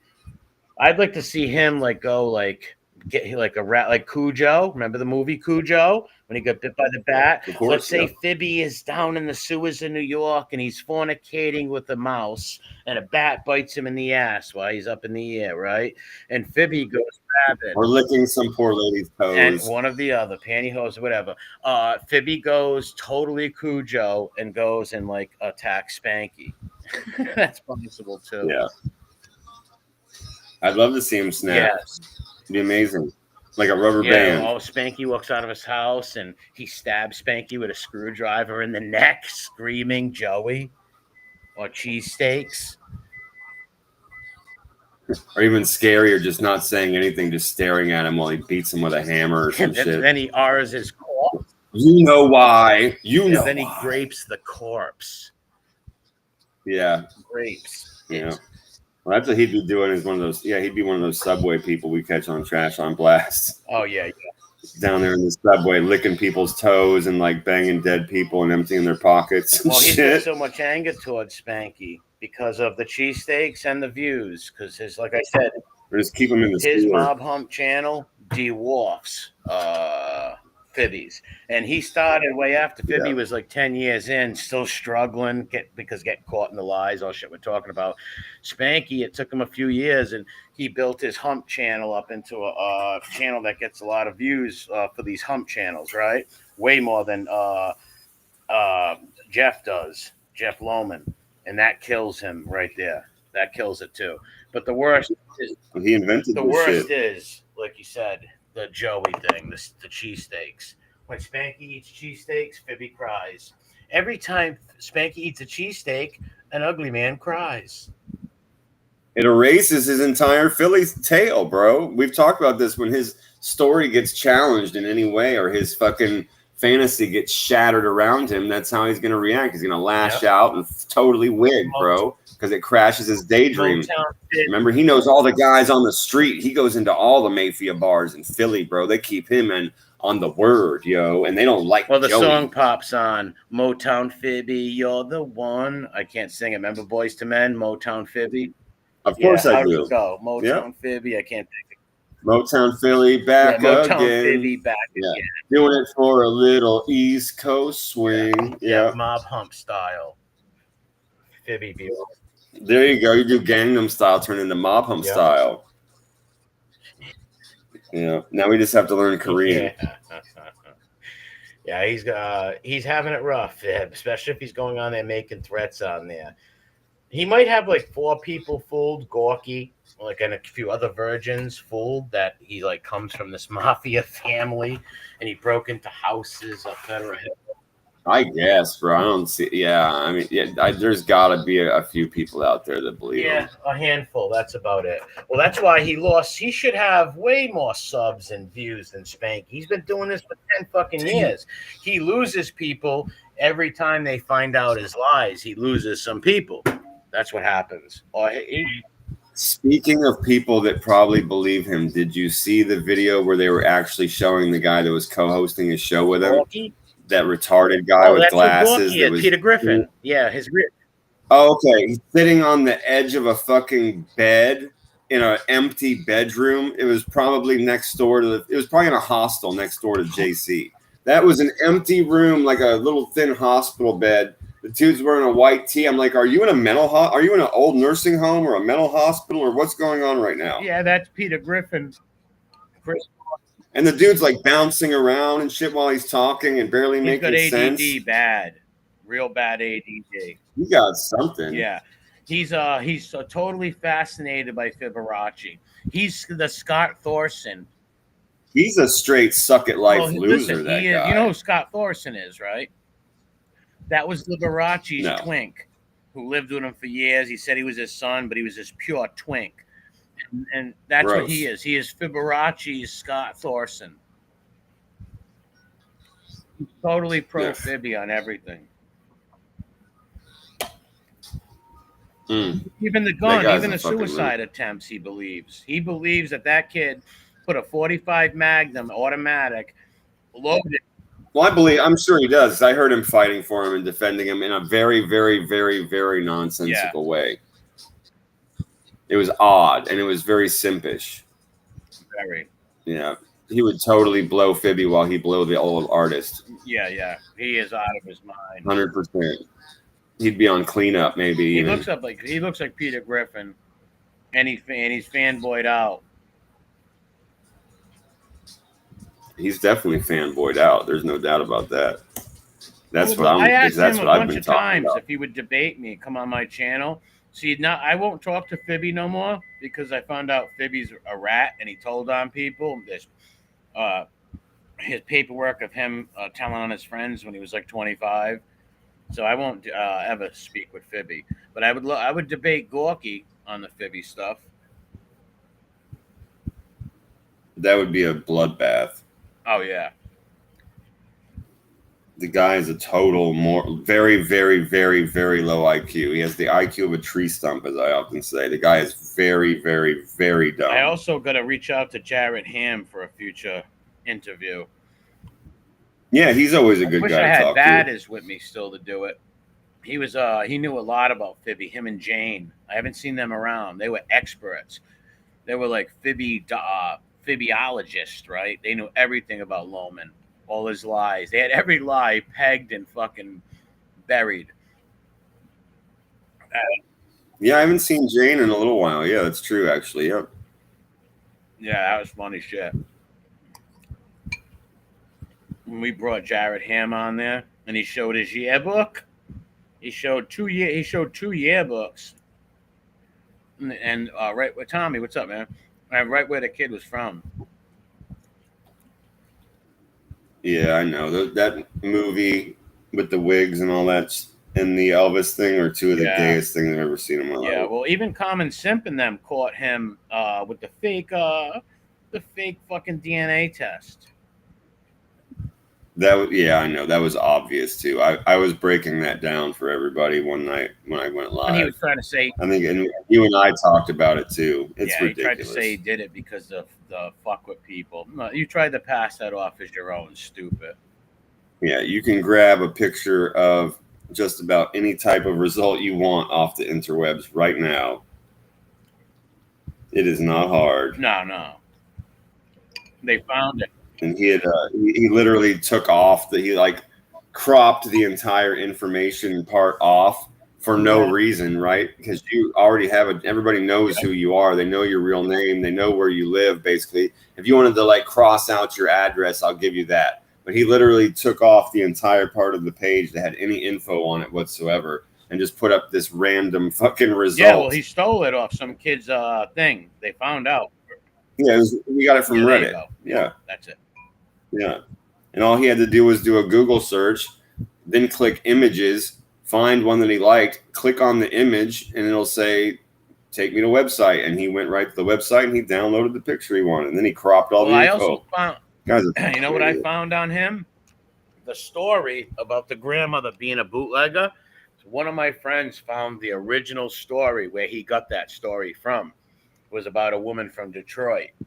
He turned it into his grandmother being a bootlegger. That's all bullshit. I found the article, and the article is the exact same shit that Fibby said with a few tweaks. And I said, he definitely seen this. This is his grandmother describing it, and he's seen the same article. That's why that kid is so insane. Oh, for sure, B1. If you were handy in photo, you're absolutely right. Just about any document is very easy to make in Photoshop, for sure, B1. I don't think that he is one of those people. I'm just being honest with you. I don't think that Fibby has skills like that. I think he just basically they found where he got his, so we know he downloaded anyway. I'm just throwing that out there. But you're right. It's not hard to Photoshop. We're going to be sick and not only that, it goes again. He said that he did that to fuck with the trolls, but then he says he doesn't care about them. So which is it? That contradicts yourself, right? I don't care what nobody thinks. I don't care about them trolls. Well, then why are you trying to trick them? Right? It makes no sense. Oh, please. He gets his fist all clenched even when he's in the shower thinking about it. Why do you think he gets his fingernails digging into his palms and his knuckles turn white? Those motherfuckers. Why do you think he gave me some gay award and was trying to dox? Well, he did dox me, helping Piggy and them at the same time. Why do you think he did that? Yeah, that was very, very, didn't very want me strange. around. I've always told you what I thought at that exact moment. I was like, "Who the fuck is you?" It's exactly what I thought. Who is you, bro? Why? What? That's. I know everybody else was like, "Gay." That's weird. I was just like, "Who are you to give anybody an award? What the fuck are you talking That was about?" weird. Hate you. He gave me that. Fucking He hate you, gave bro. me the best new show award. How cringy. He was such a dick rider at first. It was fucking cringe fest. Yeah, I know. And then everybody heard all that fucking I invented this shit back then too. And you know why he was doing that? Because I'm really from Rhode Island, right? From Johnston, Providence areas, right? This is my fucking. I lived this area my whole life, right? And he was claiming he was from here, and he knew that he wanted me gone. Well, and he's another ultimatum boy, just like Piggy, just like Casperosa. Yep. You pick me or you pick him. Exactly. And then when she was like, I'm not going to pick you. And then they got all vindictive and lashed out and said all kinds of horrific, terrible things. And on we went. Yeah, well, they were just a bunch of fanboys. That's what. They're weak bitches is what they are. I generally liked the person and stuff and was a friend, right? Like, at the time. They were fucking stupid, weird fanboys. And they hated her channel at first. Oh God, yeah. Piggy was like, "Oh my God, oh my God, oh my God, oh my God, oh my God, it's happening, it's happening!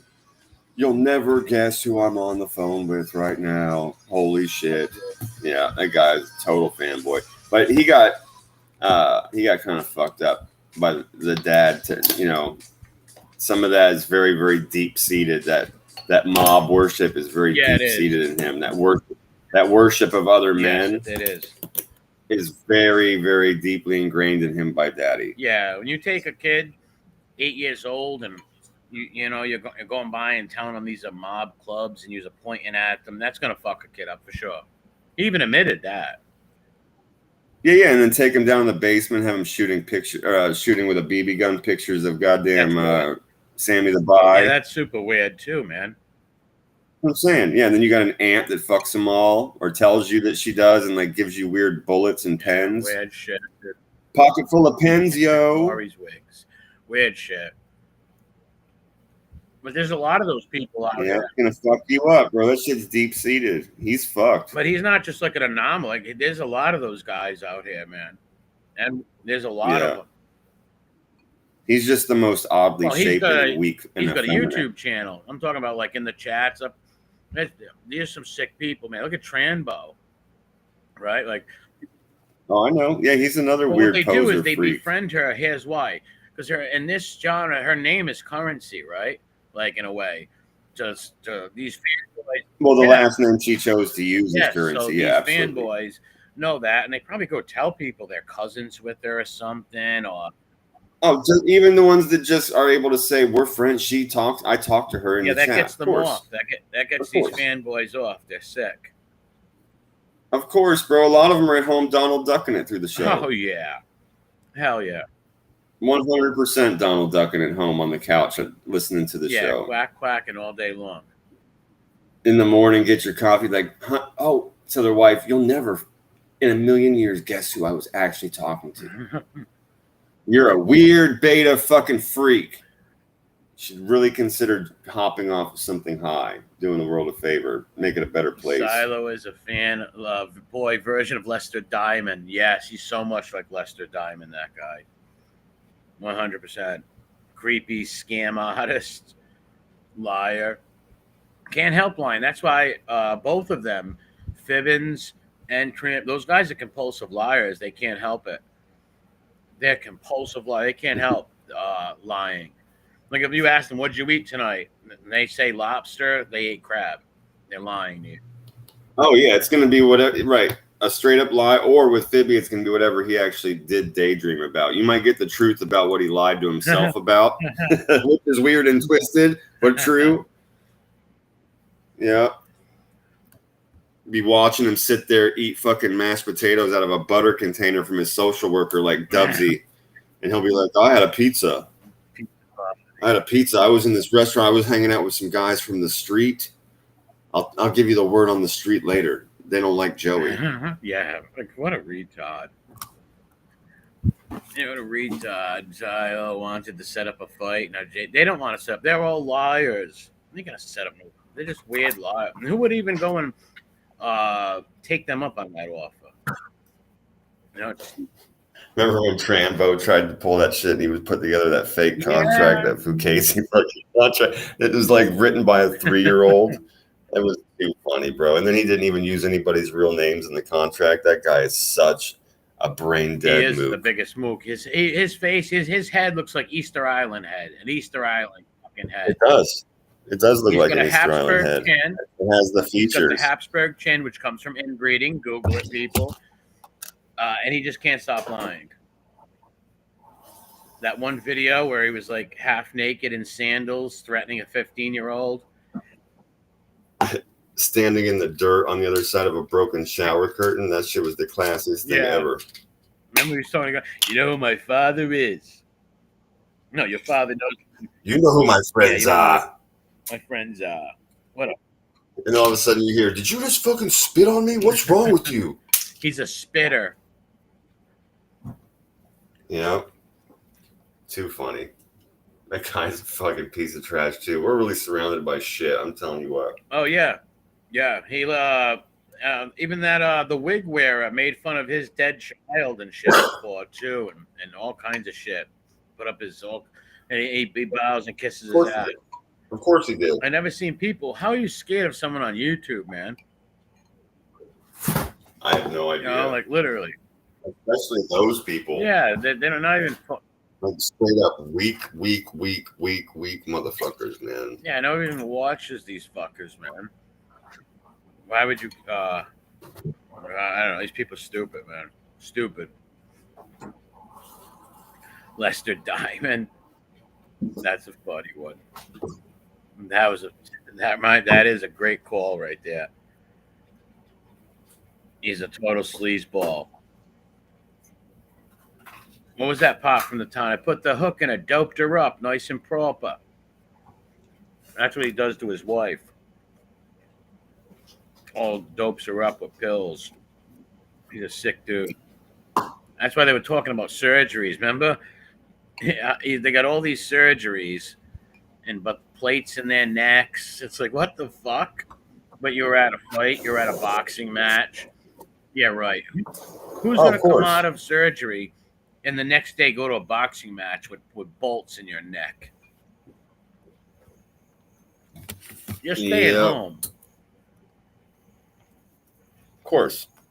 Your wife would be all fucked up and hospitalized too. Yeah. Because she's gotten an accident together.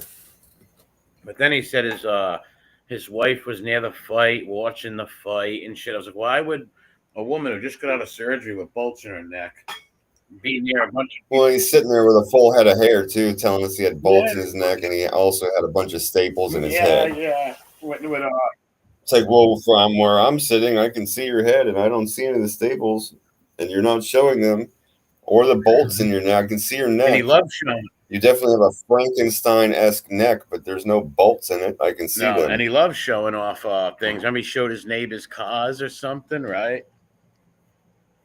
Showing his neighbor's cars. That guy's a moron. Another one of my favorite things that ever occur on YouTube is when that guy was talking about he was in like a 15,000 square foot penthouse that he rented out and he put his phone in front of the light bulb of a lamp. Yeah. And all we could see was this like cheap hotel lamp, and he's walking around. He's going, "This place is gorgeous.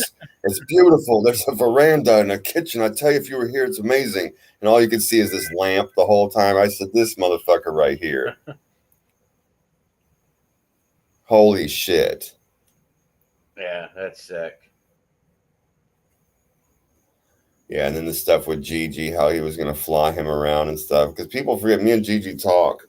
Me and Gigi were talking, and he was the first person telling me to stay the fuck away from Trambo and called him on his shit. He was the very first one before anybody else, before Joe, before Kane Shades, before any of them. Because Gigi used to be on the show with Joe all the time. I forget, you know, and that dude Trambo would come on there, and Gigi was like, "Yo, this motherfucker right here, he's a freak and he's a liar, and don't trust him and don't talk to him, Goomba." I said, "What's going on?" He's like, "This motherfucker's going to fly me from Sydney to Miami And then from Miami to wherever I want to go and take me to fights and basketball games and stuff. He's like, bro, this dude's a liar and he's probably fucking Yeah, he's either gay or lying. He's a both, right? Gay and lying. Why would you want to? All right, some dude you just met off the fucking internet, you're gonna fly them. So that's fucking weird. And what happens when that day comes? What's up, Spliffy? Right, that was the problem. That's how you liars get caught, who lie about extravagant things like that. So if I told you all next week I'm going to show you my new husky, okay, next week comes I don't got no husky puppy, all right? It's like, well, what do you do? What do you do then? You make up another lie. Hey, you know what? I was hit by an airplane. That's what I think you told him. He fucking got hurt or something. He was in the hospital. Splipsy says he owns a very lucrative paint store. What's up, Splipsy? Yeah. No, that was another great lie, though, when he said that he owned all these paintings, condos, and what was the other one? It was like a business of people that clean the condos in Miami. And I was like, not unless you're in the Russian mafia, you don't. I thought it was a painting business. No, painting, a place that had. Maybe it was, but that's why I said it was some kind of business. Then I'll go with you, and that's fine. Yeah, but he said he owned a lot of those condo buildings too. Right. And the business, I guess, was a painting. Sure, but either way, in Miami, I was like, no, you don't, bro. No, you don't. Not unless you're in like the Russian mob or you're part of a cartel. You don't own stuff like that in Miami. No, you don't. He's sick. He was blowing smoke up her ass too, saying that he was gonna have them paint murals of her dad or something. He's fucking. Oh, and bring her all kinds of celebrity interviews. Yeah. I'm gonna have Vinny. Oh, she already had Vinny Pazienza on our channel, but he's like, I'm gonna get Vinny Pazienza on here. I'm gonna have him on here. You don't even know Vinny. Yeah, I remember he'd be like, next week, or you bet, you watch, no doubt about it. I remember seeing the clips. And once of that again, shit. you don't even think, all right, what happens next week when it doesn't happen, right? You're gonna make up a lie, and then the next time you're gonna make up a lie, and that's why everybody knows you're Tranbo, the magnificent fucking. Cuban B says, remember he was negotiating with YouTube and Showtime for his next fight. It's like, sure thing, Grandpa. You know what? Very shortly, I'm going to stream. You remember them? I might call it "Remember the Time" or "Remember When" or something, and pull up a lot of these old streams and restream some of the old Rambo shit, things like that. Why not? Have a good laugh. It's funny, right? Like even now, it's still. And they haven't gone away. They're, fuck it. They're relevant, dude. If they want to keep coming around with their lies and keep talking shit, show them for who they are. Fuck them.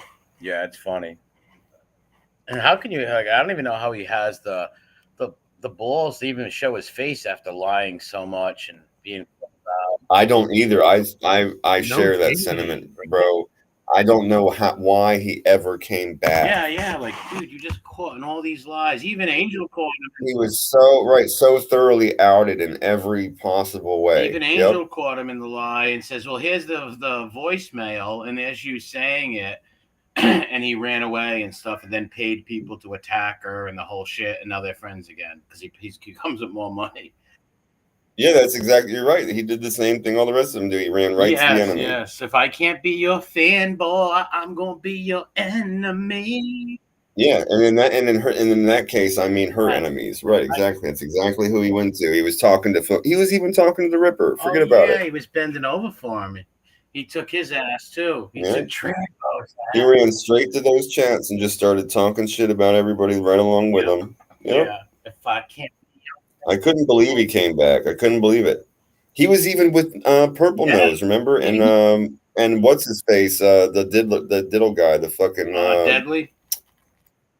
Deadly. Yeah, he was hanging with him. He'll go anywhere he can try to get some attention. He's a sick old dude, man.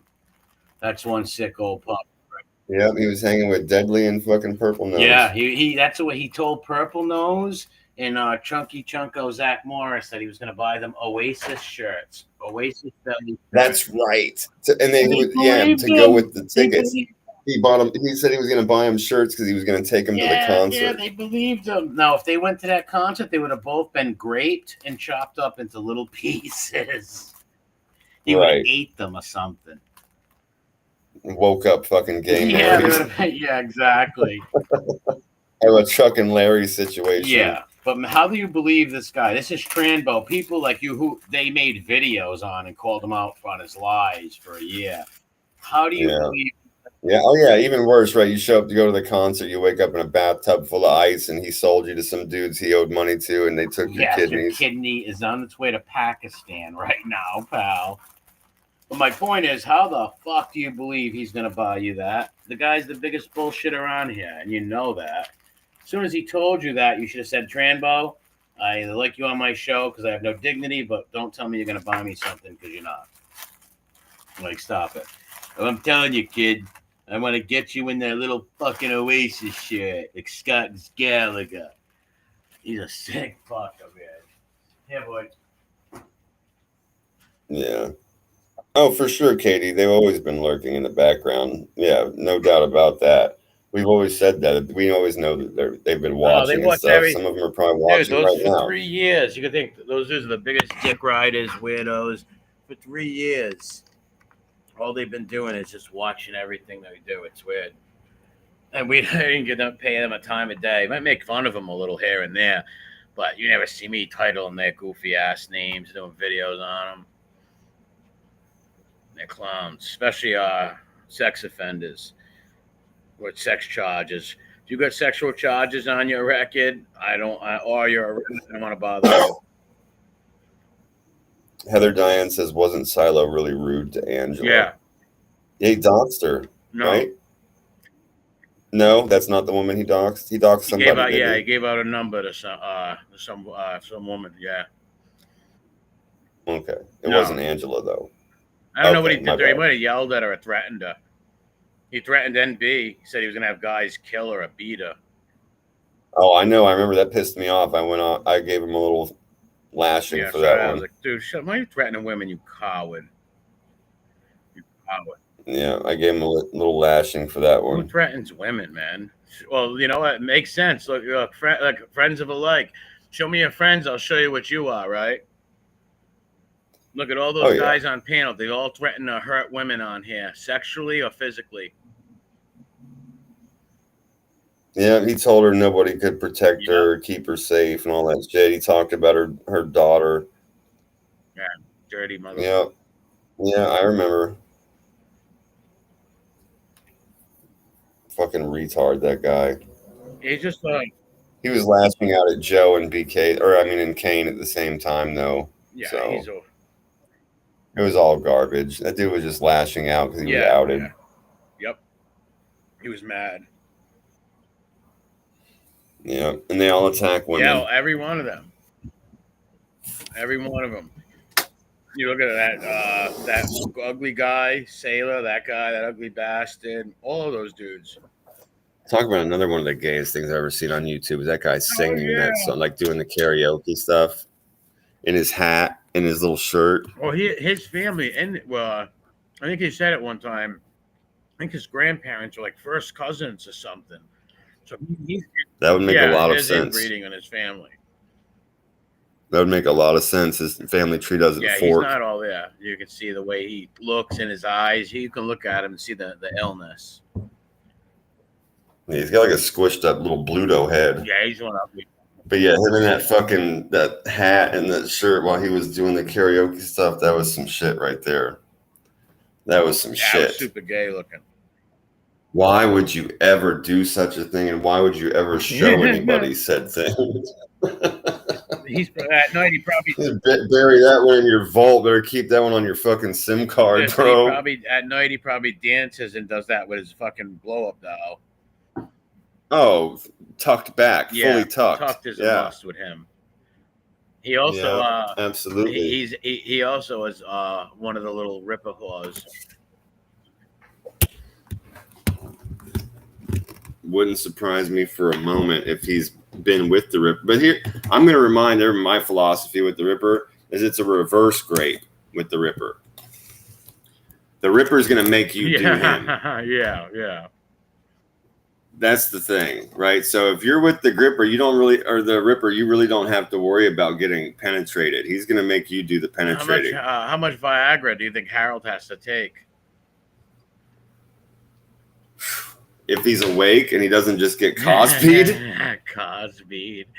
He shows Moby Dick. Yeah, I don't know, Moby bro. Dick comes in with the fucking pills and Cosby's him for the rip.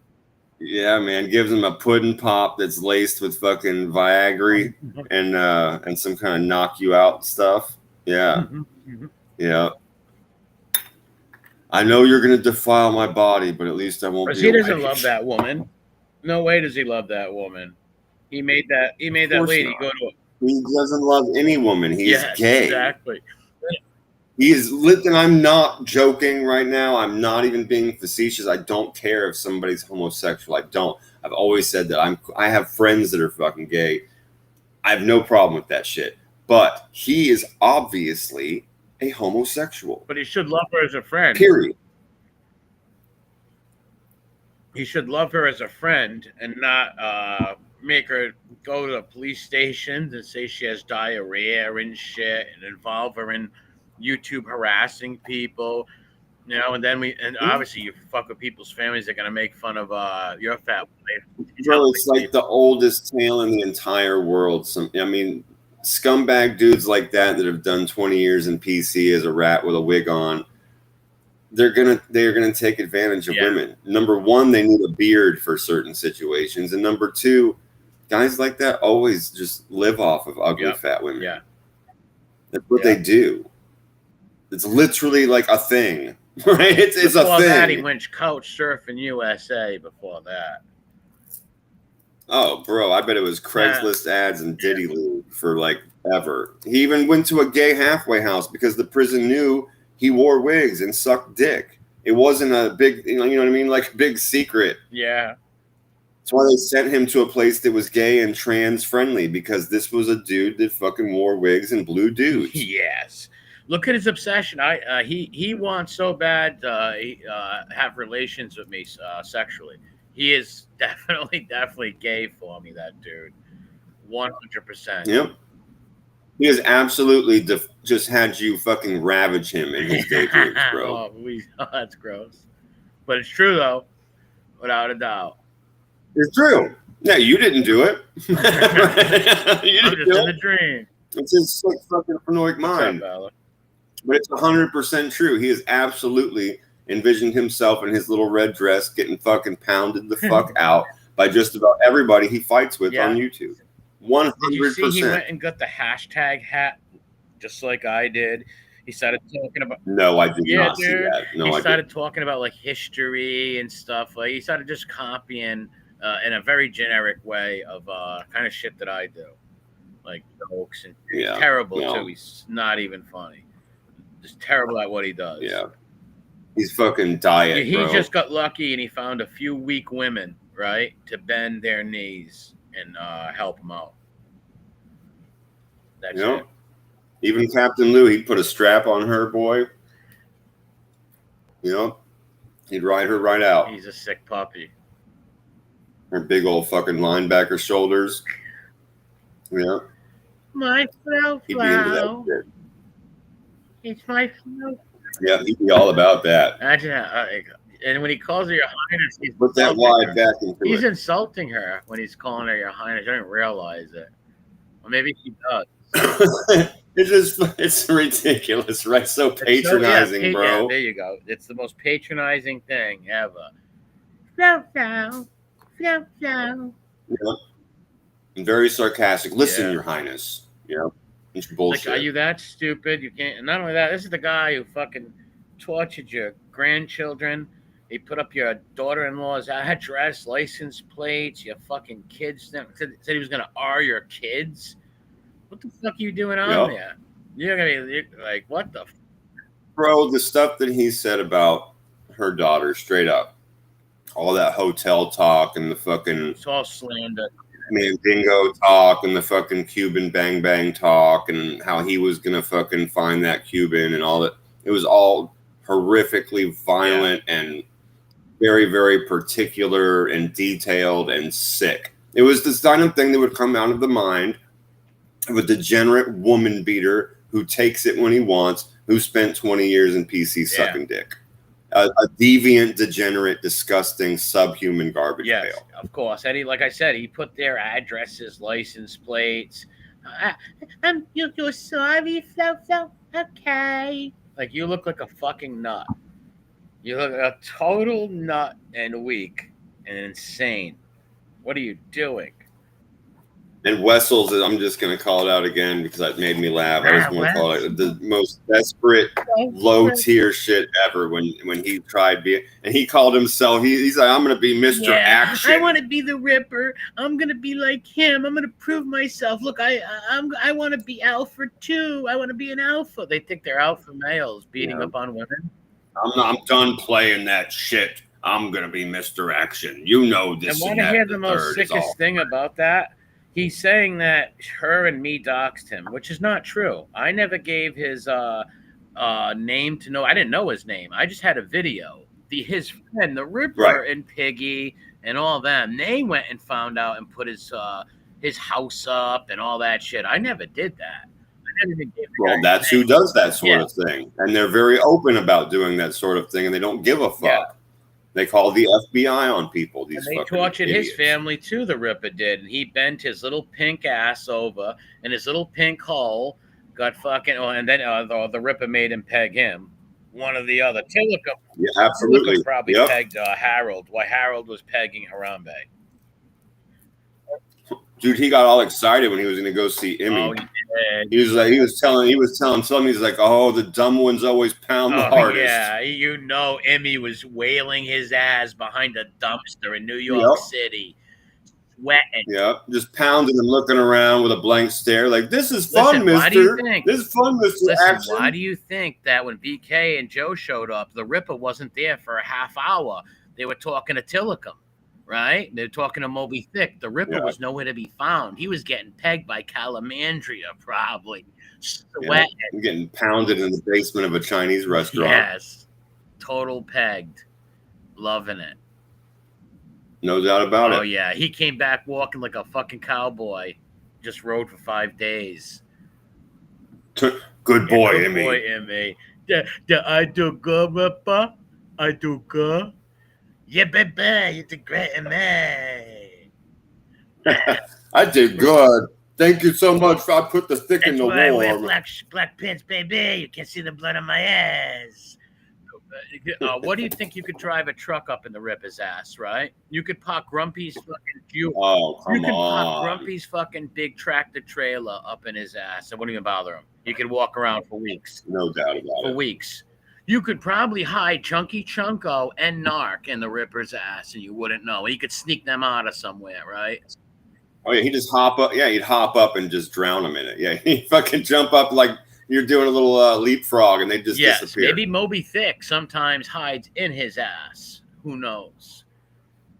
Could be. Because that dude's been pegged, man. Because we've seen him in multiple. Maddie has the pictures he puts up a lot on his videos, like 7 different wig pictures with him in makeup and shit. Mm-hmm. And the way he acts when he's got the stuff on, the way he prances around and gets all feminine and shit. Even the look on his face changes because he gets all zesty, bro. Yeah, he does. He's mad feminine anyways, but he gets way more feminine when the wigs come on and stuff. Oh yeah, he gets in the fucking. You make me feel like a natural woman type shit. Yeah, that song comes on all day long. Yes, he's fascinated with other men's asses, Geraldine. Yes, he is. He wants to give Lee a rectal exam. Better watch out talking about another fucking black hole to swallow a human being. Oh, yeah. These people are just pathetic. I mean, if Paps, man, he's so weak. If he was a friend to her, he would tell her, what are you doing, right? Like, stay away from these fucking people. Yep. Like, I'm not going to go on your channel while they're there. But Pap. Exactly, Mickey Griggs. Sideways parallel park in that ass. Oh, no doubt about it. You could parallel park a dump truck up there. Without a doubt. Yeah. Plenty of parking, plenty of room. Yeah, that's 60 years of anal activity? Oh, with all manner of horrific, disgusting things, I can only one can imagine the stuff that's made its way into that. Yeah, that no orifice? way, bro. Oh my God, many Things like bedposts, right? Fucking doorknobs. Jars. Yep. Shampoo bottles. Ham sandwiches. Yep. Oh, for sure. Yeah. Rolled up pizzas, all G.I. that stuff, bro. So many things. Yep. Some of those giant wangs like the Punisher that Diddy gets. Gerbils is his prime thing he must love. Shaved gerbils in a plastic bag, Vaseline, right up there. The Adventures of Tiddlywinks. Yeah, man. Like I said, picture Calamandria fucking railing him like Warren from Something About Mary, just wheeling on the Ripper's ass. That's all I can picture with them meeting each other. The panty-faced sister of JT keeps it. Doesn't he wear like pantyhose on his head, that guy? He's got like a wrestler's name. Yeah, he puts pantyhose on his head. That guy's a weird fucking... Same ones he wears in his cross-dressing fucking drag queen routine. Yeah, he's a weird cuck. They're weird dudes. So is their father. Like I said, one day he better hope none of those family members never go fucking postal, man. Right? Yep, that's right, Spliffsy. You got a little beats in there, bro. All day long. Keep a little cold beats in there. Yeah. Yep. Hey, I'll warm it up for you. You don't need a backpack. That's how he probably feeds Moby Thick, right? He pulls things out of his ass and feeds it to her. You know, go grocery shopping. They don't have any bags when they come out. It's all inside them. I got the milk, baby. Bends over, Tillicum shoves her fucking big, strong arms in his ass. Right, like an elephant's giving birth. Like taking out a baby elephant. Little baby cow was just born. Yep. I think the Ripper's kids in the can too for sexual assault. The shit, the turd don't fall too far from the ass, does it? It's horrific, right? The whole thing's horrific. Yeah, it's actually a beautiful. What a fucking pattern of activity, right? What an action to continue and put into the world, bro. That shit sucks. For the girl, I feel bad for whoever it happened to. I'm glad he's locked up for it. If he did it, it was the brother. Well, no, the kid's mother. He did it to. I mean, that's what I'm saying. You know, if he's been convicted and he's doing time for it, I'm glad that you can't do that. That's jail cells are for animals, and that is an animal. Somebody that's willing to hurt a woman and take things like that, you're an animal. That's what cages are for. Yeah, it's disgusting. These people are out of their minds. And it's funny as all like if you see them on channel together, all those guys have done all that shit to each other. You know how we found out about the Ripper's kid? Harold, his buddy. Me and Harold did a stream one time, ripping Moby Thick apart. So bad. Harold trashed the shit out of them, and then he did it to Harold's wife, and they became friends. So they don't give a fuck about the women they live with. We know the Ripper's a fanoid. Do I think Harold's gay? No, I don't think he's gay. But I don't think he gives a shit about that woman. What's her name? He's just a fucking ignorant, basically fundamentally illiterate, old, handicapped, pathological liar boomer with a very, very, very sad life in a dirty, stinky, disgusting trailer on a dead dog farm. Yeah. He always wanted to be Italian. So he had that Italian horn. Oh, yeah, I know. That dude with the horn. Yeah, and then he was going to be, he told everybody he was going to be, or he was the, he was asked to be the first white leader of the folk nation. He was going to be the first white gangster disciple leader in Chicago, of all places. Fucking idiot. Fucking idiot. Yeah, they can't stop lying. One time he told me he was in prison with John Wayne Gacy. I think he did 2 months in prison. He ratted his friends out. I think they did that. We all saw the paperwork. Yeah, he ratted his friends out. And on stream, he's like, I didn't. Someone said, you snitched on all the people. He goes, I didn't snitch on everyone. No, only 2 of your friends. One of them. You only snitched on one. Just the ones that it took to get you out of jail and them locked up. Just those friends. The unisex joggy picture is hilarious. Forget about it. That shit is ultra white trash. I posted it on my timeline. That dude is ultra mega, all Latin words for insanely white trash. Yeah, he is. It's on my timeline in the beginning of it right now. that picture. Morgan says who? We're talking about fucking Pull the Tig. picture up. It's on my timeline on the beginning of it. Oh, I'm on my Alright. old shitty computer. Yeah. That's why I haven't pulled anything up tonight on there, and that's why I just didn't. I played the audio from that short. I'm on my old shitty computer. If somebody wants to see get all it, go to my timeline. You'll see what unisex. Well, you know, unisex jogging pants on for boys and girls. What's up, just me? She said, "What the hell did I just walk into?" Yeah, it depends on what part of the last few sentences we said. I don't know. What's up, just me? We've just been sitting here talking shit about most of the people we don't like. The top of the show, though, was all about the Diddy stuff, and then we got into everything else. But it's good to see you always. What's up, Morgan? Yeah, now Morgan knows who we're talking about. They're good. All caught up. Okay. Yeah, good the stuff. fake Hell's Angel and stolen valor guy who stole the valor of his father and act like he was a Hell's Angel. Yeah, like Fibby, he Yes. has multiples. He has multiple different things that supposedly all went down in the same life, and it's absolutely insane. Well, that's why he hates me so much. He knows it was the Ripper and Piggy who doxed him. He knows that. But he hates me so much because I took away that world. I took away of him being a Hell's Angel and a Purple Heart recipient, whatever the fuck you want to call it, right? I took that away from him. When he took that, he called it the Chicago Clubhouse. And when I burned that down, I took a match to it and took that away. No, now, you know, that was everything to him, right? Where in his life does anybody look up to him or care about what he says? Nowhere. On here, people, there was a lot of people liked him at first. Then he showed his true colors. But when they found out what he was, nobody would deal with him. They all laughed at him. But at first, they thought, hey, this guy was a Purple Heart guy. He was a Hell's Angel. So people were interested in what he had to say. Yeah. But without that, it's gone. They all laughed at him.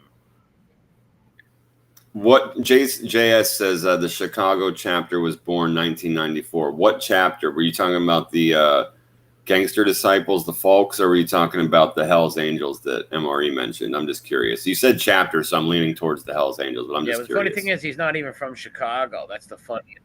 No, of course, he's from fucking Arkansas. Yeah, it's hilarious. Jesus It's Christ. hilarious. These guys on here, from Fibby being from Brooklyn, Providence, all these different fucking liars. Yeah, bro, he's not even from a place in Arkansas that's like a city. He's from one of those places that like you have to drive a while to get to the Walmart. That fucking dude is in the middle of nowhere forest, white trash land. He's in like the rural pots over there. Very, dude. You see the picture of that disgusting old yellowing beat up fucking old carnival People horde don't trailer even he like lives him in. around there. How could they possibly? No one liked him. How could they possibly? Yeah. He had some guy that lived with him for a while, and that's the guy who wrote that article. And he told everybody about the dead snakes, how they don't feed their animals. They were all scrubbed out. Yeah, how he had dead fucking animals on his property. That's why he started saying the dead dog farm dead shit. Dogs, all kinds of animals he could feed. Yep. Guy's a fucking weirdo. His whole life he wanted to be something else. And on here, he could be a Hell's Angel. He could be a Purple Heart. He could tell people. But well, he couldn't be a computer specialist. One of the things I was actually just mentioned this to Aegon the other day because he went at Aegon. Aegon fucking doesn't like him for that shit, obviously. So I was reminding Aegon. I said, bro, this dude was telling everybody he was a computer specialist and built all these hotshot computers and knew everything about hacking and all this stuff. I said, but when this motherfucker needed to show you a picture of his screen or a video that was on his computer, he had to get his phone out and point his fucking phone at his computer screen. He didn't know how to take a screenshot or anything like that there. I was dying the first time I saw that. Literally dying. Me and Vinny roasted Vinny Green. We fucking roasted his ass. Yeah, he's a moron. Moron. Yeah, Kane, I remember you saying that. He was lying about the GD stuff from day one. Yeah, you were one of the first people to call him out on his lies. And also, he said he was in prison. Well, yeah, and I think Kane would agree. So if Kane knows about that shit, like I've always been honest. I've had friends in just about every gang. I know a couple things about the fucking Gangster Disciples and the Folks. I had friends that were fucking folks when we were teenagers. And if this dude, only two things are possible, and Kane can chime in. Always good to see you, Kane. Number one, here's the first possibility. The gangsters, the Folk Nation's from Chicago. So that means that this dude either one would have been joining basically an all black set. And we've seen his picture with his Italian horn. This dude was softer than a baby's freshly lotioned fucking butt. Okay. So that was definitely not happening. The other option is he would have had to have been put into an all white set called the Ghost Gangster Disciples. And I'm pretty sure that didn't even exist in fucking Chicago at the time. So the whole thing I found dude, I literally had friends with giant fucking stars on their, you know, like the big muscles you have in your arm, under your armpits. When they would flex those wing muscles, they had big fucking stars on both of those muscles. I had a friend with a huge one on his back. All three of them fucking Ghost Gangster Disciples. The real deal. No doubt about it.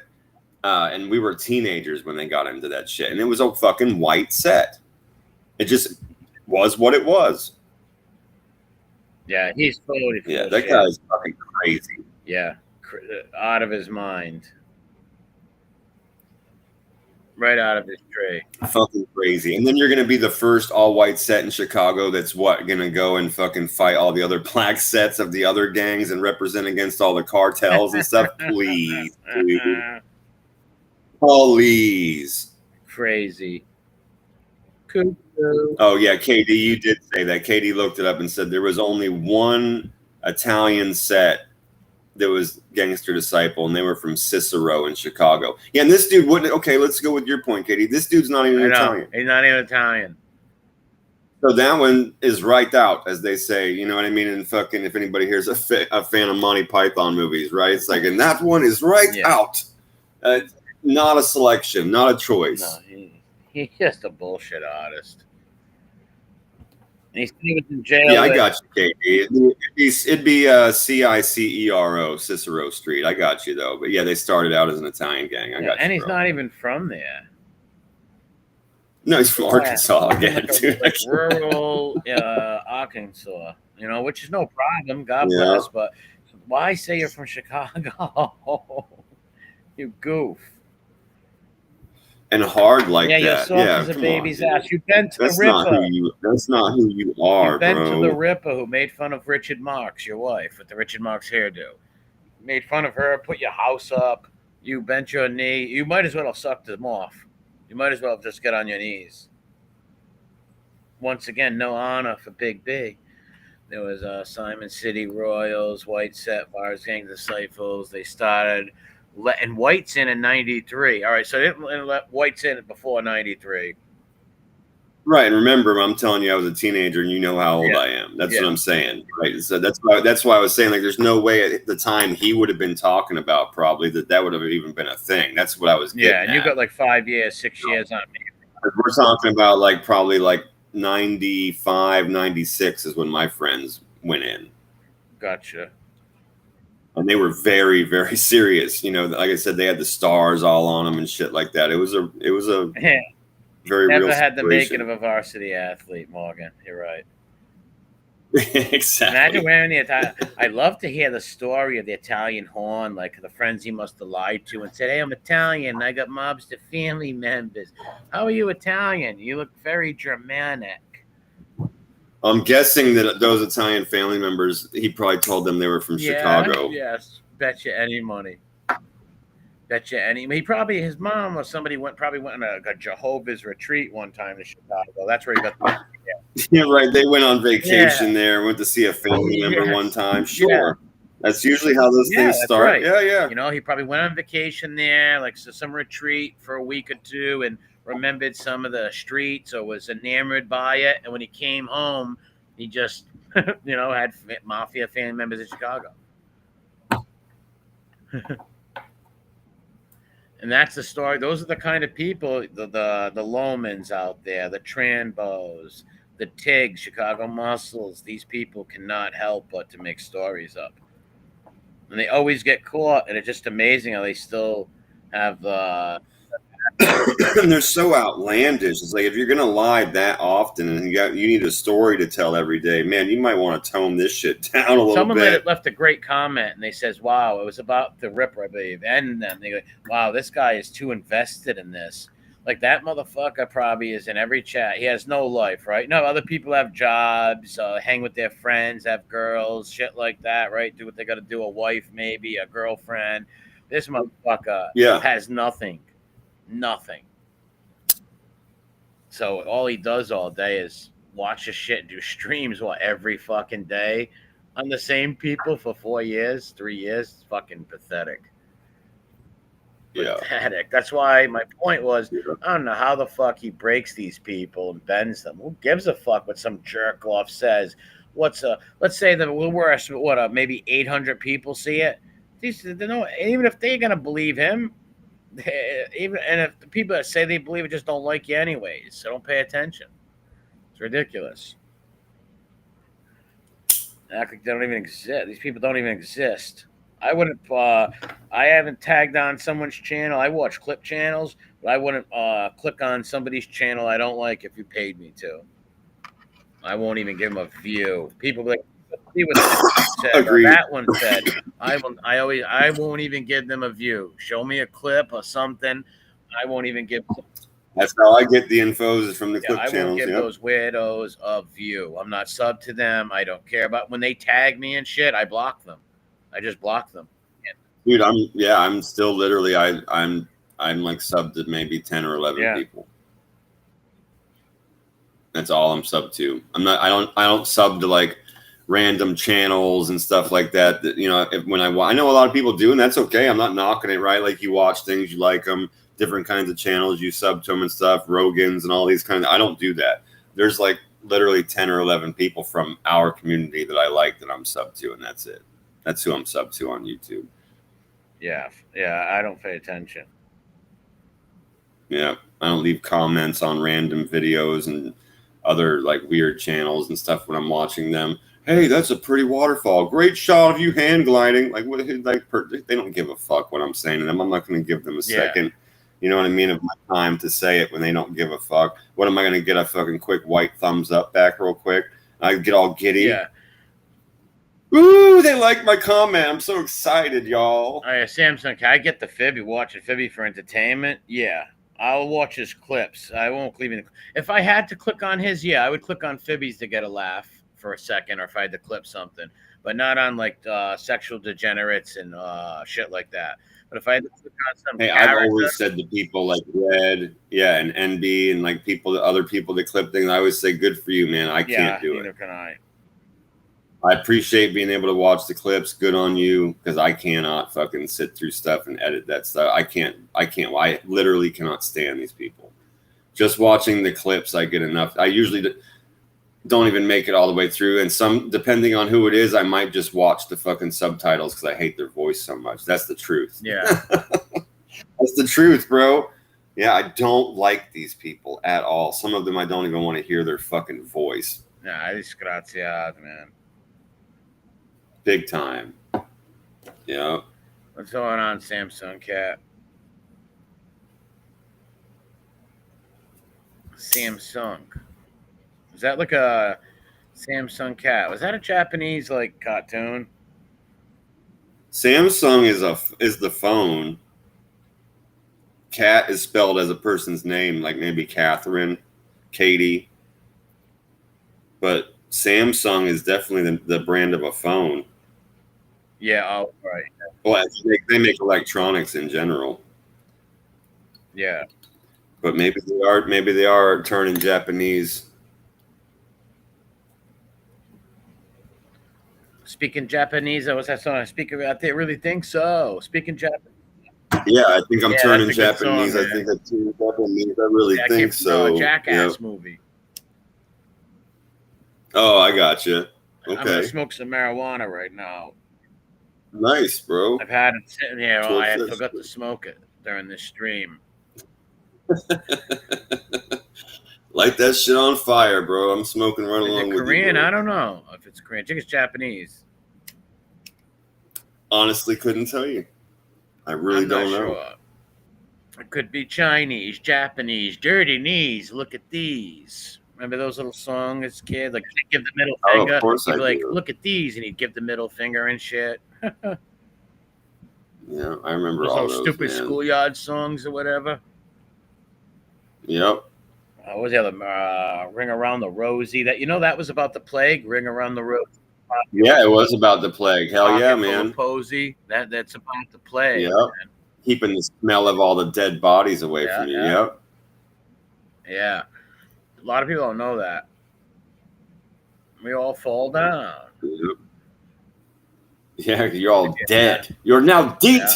Remember playing 1, 2, 3 Red Light as a kid with my nieces and cousins.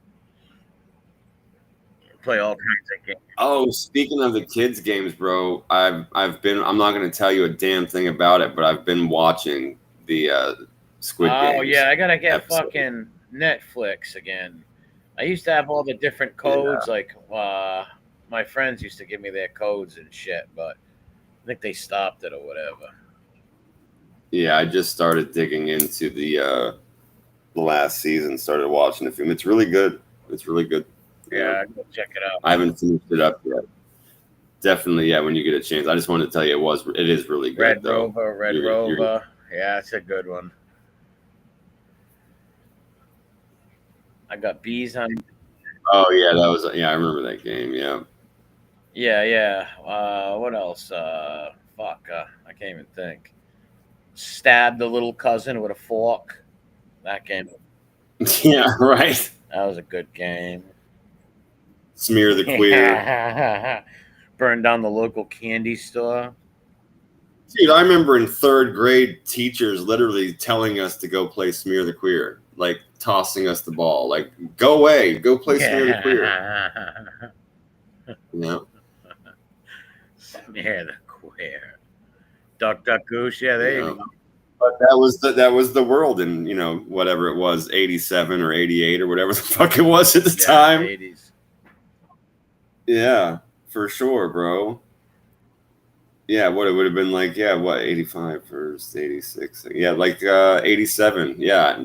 The world in 87, teachers were totally telling you to go play Smear the Queer. Yeah, go smear that queer.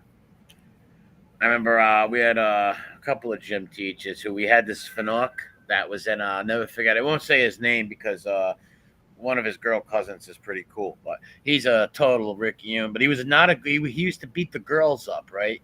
He like if he was just a Ricky Yoon, we wouldn't have beat him up and tortured him, right? But he was a weirdo where he would like grab the girls with his fingernails and stick them in their. Oh yeah, okay. He hung with all of them, right? And so anytime they got into a little fight, he would beat one of them up. Like a cat fight. Yeah, he'd get all catty with him and shit, fight. right? So we would always find out that it happened, and we would fuck with him in gym, like slam basketballs off his head, right? Like we would act like he was on our team, right? And we go past him the ball like a foot in front of me and throw it as fast as you can, like right off his face. Or play hockey and hit him with the hockey sticks in the shins, or just give him beating. You know what the gym teacher used to do? Laugh. Turn his head and walk out. Now, one time we hit him with the hockey stick in the shins. He started crying. He called one of my friends. He said something about their mother, and 3 of them started pummeling him and beating him with the plastic hockey sticks in 6th grade. And the gym teacher walked out. Wow. He walked out and let them do it. It was the of course. Thing. Yep. Funniest thing. The teachers hated him. You know why? Because he would beat the girls up and fight with them. And then when he got beat up by the boys, and his just personality, he was very flamboyant, and he was an asshole. Like if he was just, we had another Finook kid, and no one ever bothered him, and he was real flamboyant. Nobody ever picked on him ever, because he didn't do the fucked up shit that this kid did. Like I said, he would hang with all the girls, sit with them at lunch and shit, and sometimes he would get into fights with them and attack them, right? Like whatever it was over, I don't know, right? Who knows? Talking about boys to men or fucking New Kids on the Block, I don't know. But he would like pull their hair, really hurt them and shit too. Pull hair out of their head, beat the shit out of them. It's like, listen here, you little drag queen. Yeah, and he would do it not in front of You're not allowed to hit the girls. You are a boy. He did that, regardless. He would look around to make sure there was no boys that are willing to jump in or stick up for them before he did it, right? He wouldn't do that in front of most of them. He's a little bitch. He was. Right. He's a fucking little bitch. He knew who he could do that in front of and get away with it, right? Yeah. There was a lot of kids in our school that would punch him in the face if they seen him doing that, but he would always know who to pull that with, or it was alone, or it was just the girls or something, or in the lunchroom, right? He's fighting the girl, and the teacher breaks it up, right? And the girl's sitting there, and her face is clawed up. And this is a fucking boy, especially back then. Our teachers were. I'm talking about me. I'm not talking about 92, 93. Those teachers ain't letting some Fanuc beat up girls. No way, bro. They would let fights happen. Yeah, no, we've talked about this with like the insane. Man, we had insane fucking huge riots in our schools, bro. Absolutely fucking massive. Teachers got fucked up. Shit would go all the way outside. But besides that, though, even just like fights on the corner, fights that happened in the commons and stuff like that, teachers would let some of them just happen. Get it the fuck over not with. Nowadays. Yep. Never. Now they try and turn everybody that saw it rat. They try and make them fill out forms with the police and witness statements, and they try and press charges against the kids that were fighting and put them in They want jail. to turn the kids into little rats. It's like they're little kids. Man, you know how many friends I had? A few of my friends, me and them got into a fight in like 6th or 7th grade, and that's how we became friends, right? Like we usually got. One of my friends to this day, we're still friends. Me and him met each other in 6th grade for the first time. We looked at each other, we didn't like each other, and we just started fighting with each other. And then we became best friends not best friends, but very close friends after that fight. Yep, it happens a lot. Yeah. Big time. Yeah, it happens. Or it goes the complete opposite way, where it's like, when I see you, I'm fighting you next time too. It could go that way too. But with me and these kids, you motherfucker, I hate you. Go full Christmas story on them. But we fought over some dumb shit, right? 6th grade kids fighting over like of course, talk man. Or whatever fucking dumb shit, right? Yeah. But nowadays, these kids want to. Some of these kids want to age. shoot each other after that. It's because they're soft. It hurts their fucking little ego. Their ego. What's up, Nitro? How you feeling? What's going on? Yeah, Mickey says, what fight? Garbage Pail Kids. I used to love them. Oh, I collected those things big time with my friends, bro. Remember we did all that pesticide covered gum? Yeah. That's hot as hell. That gum fucking is so rock hard, bro. You had to just like take pieces of it, or you had to let it sit there for a while. Cut the roof of your mouth, man. You got to. Oh, it would crack your teeth out. That shit was hard as a rock. Like you said, or just keep in your mouth till it wears down.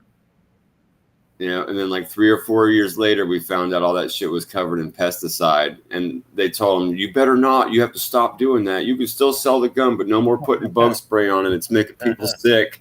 We're like, fuck you. Welcome to the 80s, everybody. How about when the packs got really old and that gum was like a razor blade? You could have cut someone's throat with that gum. Yeah, that shit was like a rock, for real. Yeah. Or it might crumble. Depends. I had some that I took out that crumbled, and some were as hard as rocks, right? Yeah. But yeah, we had all those like old books, like you put baseball cards in with the clear pages in them. We'd have all our most important Garbage Pail Kids in there, and then we would keep our decks in like our little old lunch boxes and shit like that. Yep. Yeah, the Garbage Pail Kids were fucking awesome. They were a lot of fun.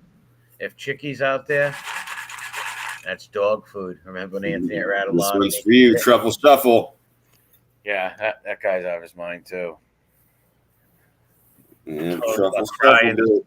Crying on the internet and shit. Going on shows, calling yourself a mobster. What a goof. Yeah. He's riding around that fucking... Look, whatever it is, the SUV or the van. I know every time I see him, because he's so like greasy, he looks like he's like sweating out pounds of Taco Bell. So I just imagine him being like his feet being totally surrounded by like old Whopper wrappers and like burrito wrappings and boxes for French fries and shit. I'm sure if you could see the floorboards of that vehicle he's in, and there'd be like food stains everywhere and wrappers all over the place. Old pieces of burritos with flies on them. Hidden Twinkies, hidden Twinkie departments and shit. Fucking M&Ms. All kinds of stuff on the floor. Oh, that's interesting, Jason. Samson says, what did Jason say? Look where it says, my son is. Oh, rap, I'm driving. It's spelled that a little different though, didn't you, Jay? Yeah, the rapping drive. The hip hop, the hip hop, Dad, don't stop. You're gonna go really fast down the highway. Let's not get in a car accident. Then Dad said, "Stop talking," and I don't know what to say. I can't rhyme anymore, but I think you are gay. That was terrible, but I don't know how to fucking It'll work. It'll work. put them together. Yanks says, Nitro, do you have any plans for 4th of July? Born on the 4th of July, Ron Coleman, motherfucker. No, I got fucking like in-laws coming over. I got some like family, cousins and stuff like that from the other side coming over. Oh, nice, nice. I Yeah, got some people from Germany and Berlin coming over. We got this Nice. big rally we're gonna have. It's gonna be huge, bigger than Madison Square Garden in the 30s. well, fire cleanses everything, bro. Yeah, can't hope Kitten's not listening. Where's Joe Harold Miner? And where's Joseph Harold Miner? Yeah, Kitten's got his fucking AirPods in. He's fully tucked back and With a notebook, with in his a kimono. yeah, with a notebook and his lip to the side, with his tongue hanging out of the side of his lip like a writer, like taking everything down. What did he just say? Oh my god! Let me see. What did he? That fucking nut. Sick. Yeah. I've said before, all of the door handles in his houses have flies on them. Yeah. He's not allowed to have bedposts in his room anymore.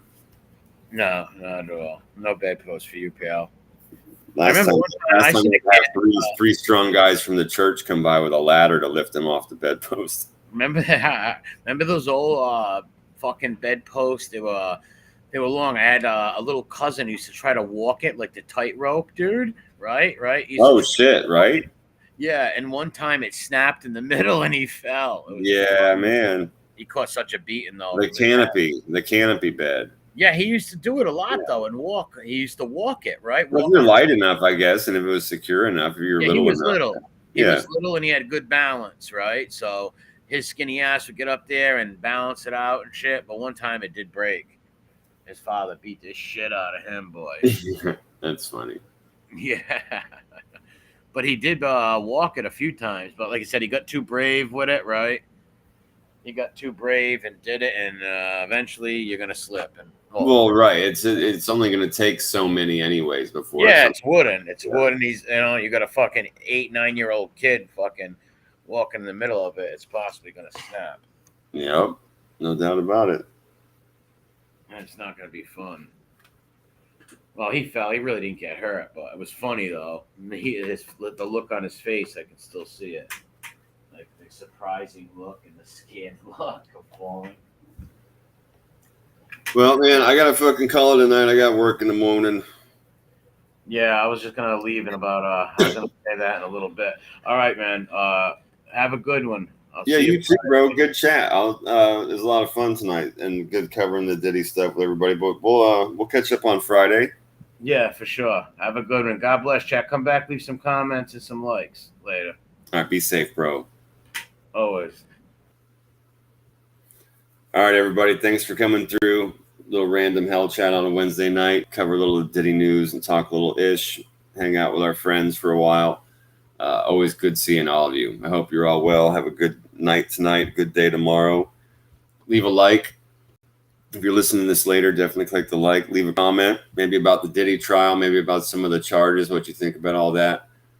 Or leave a comment just randomly about any of the shit that we talked tonight, or maybe you want to talk shit about something. Go ahead and leave a comment about that too. And catch us on Friday. We'll be back 10:30 for the Skull Bro Show.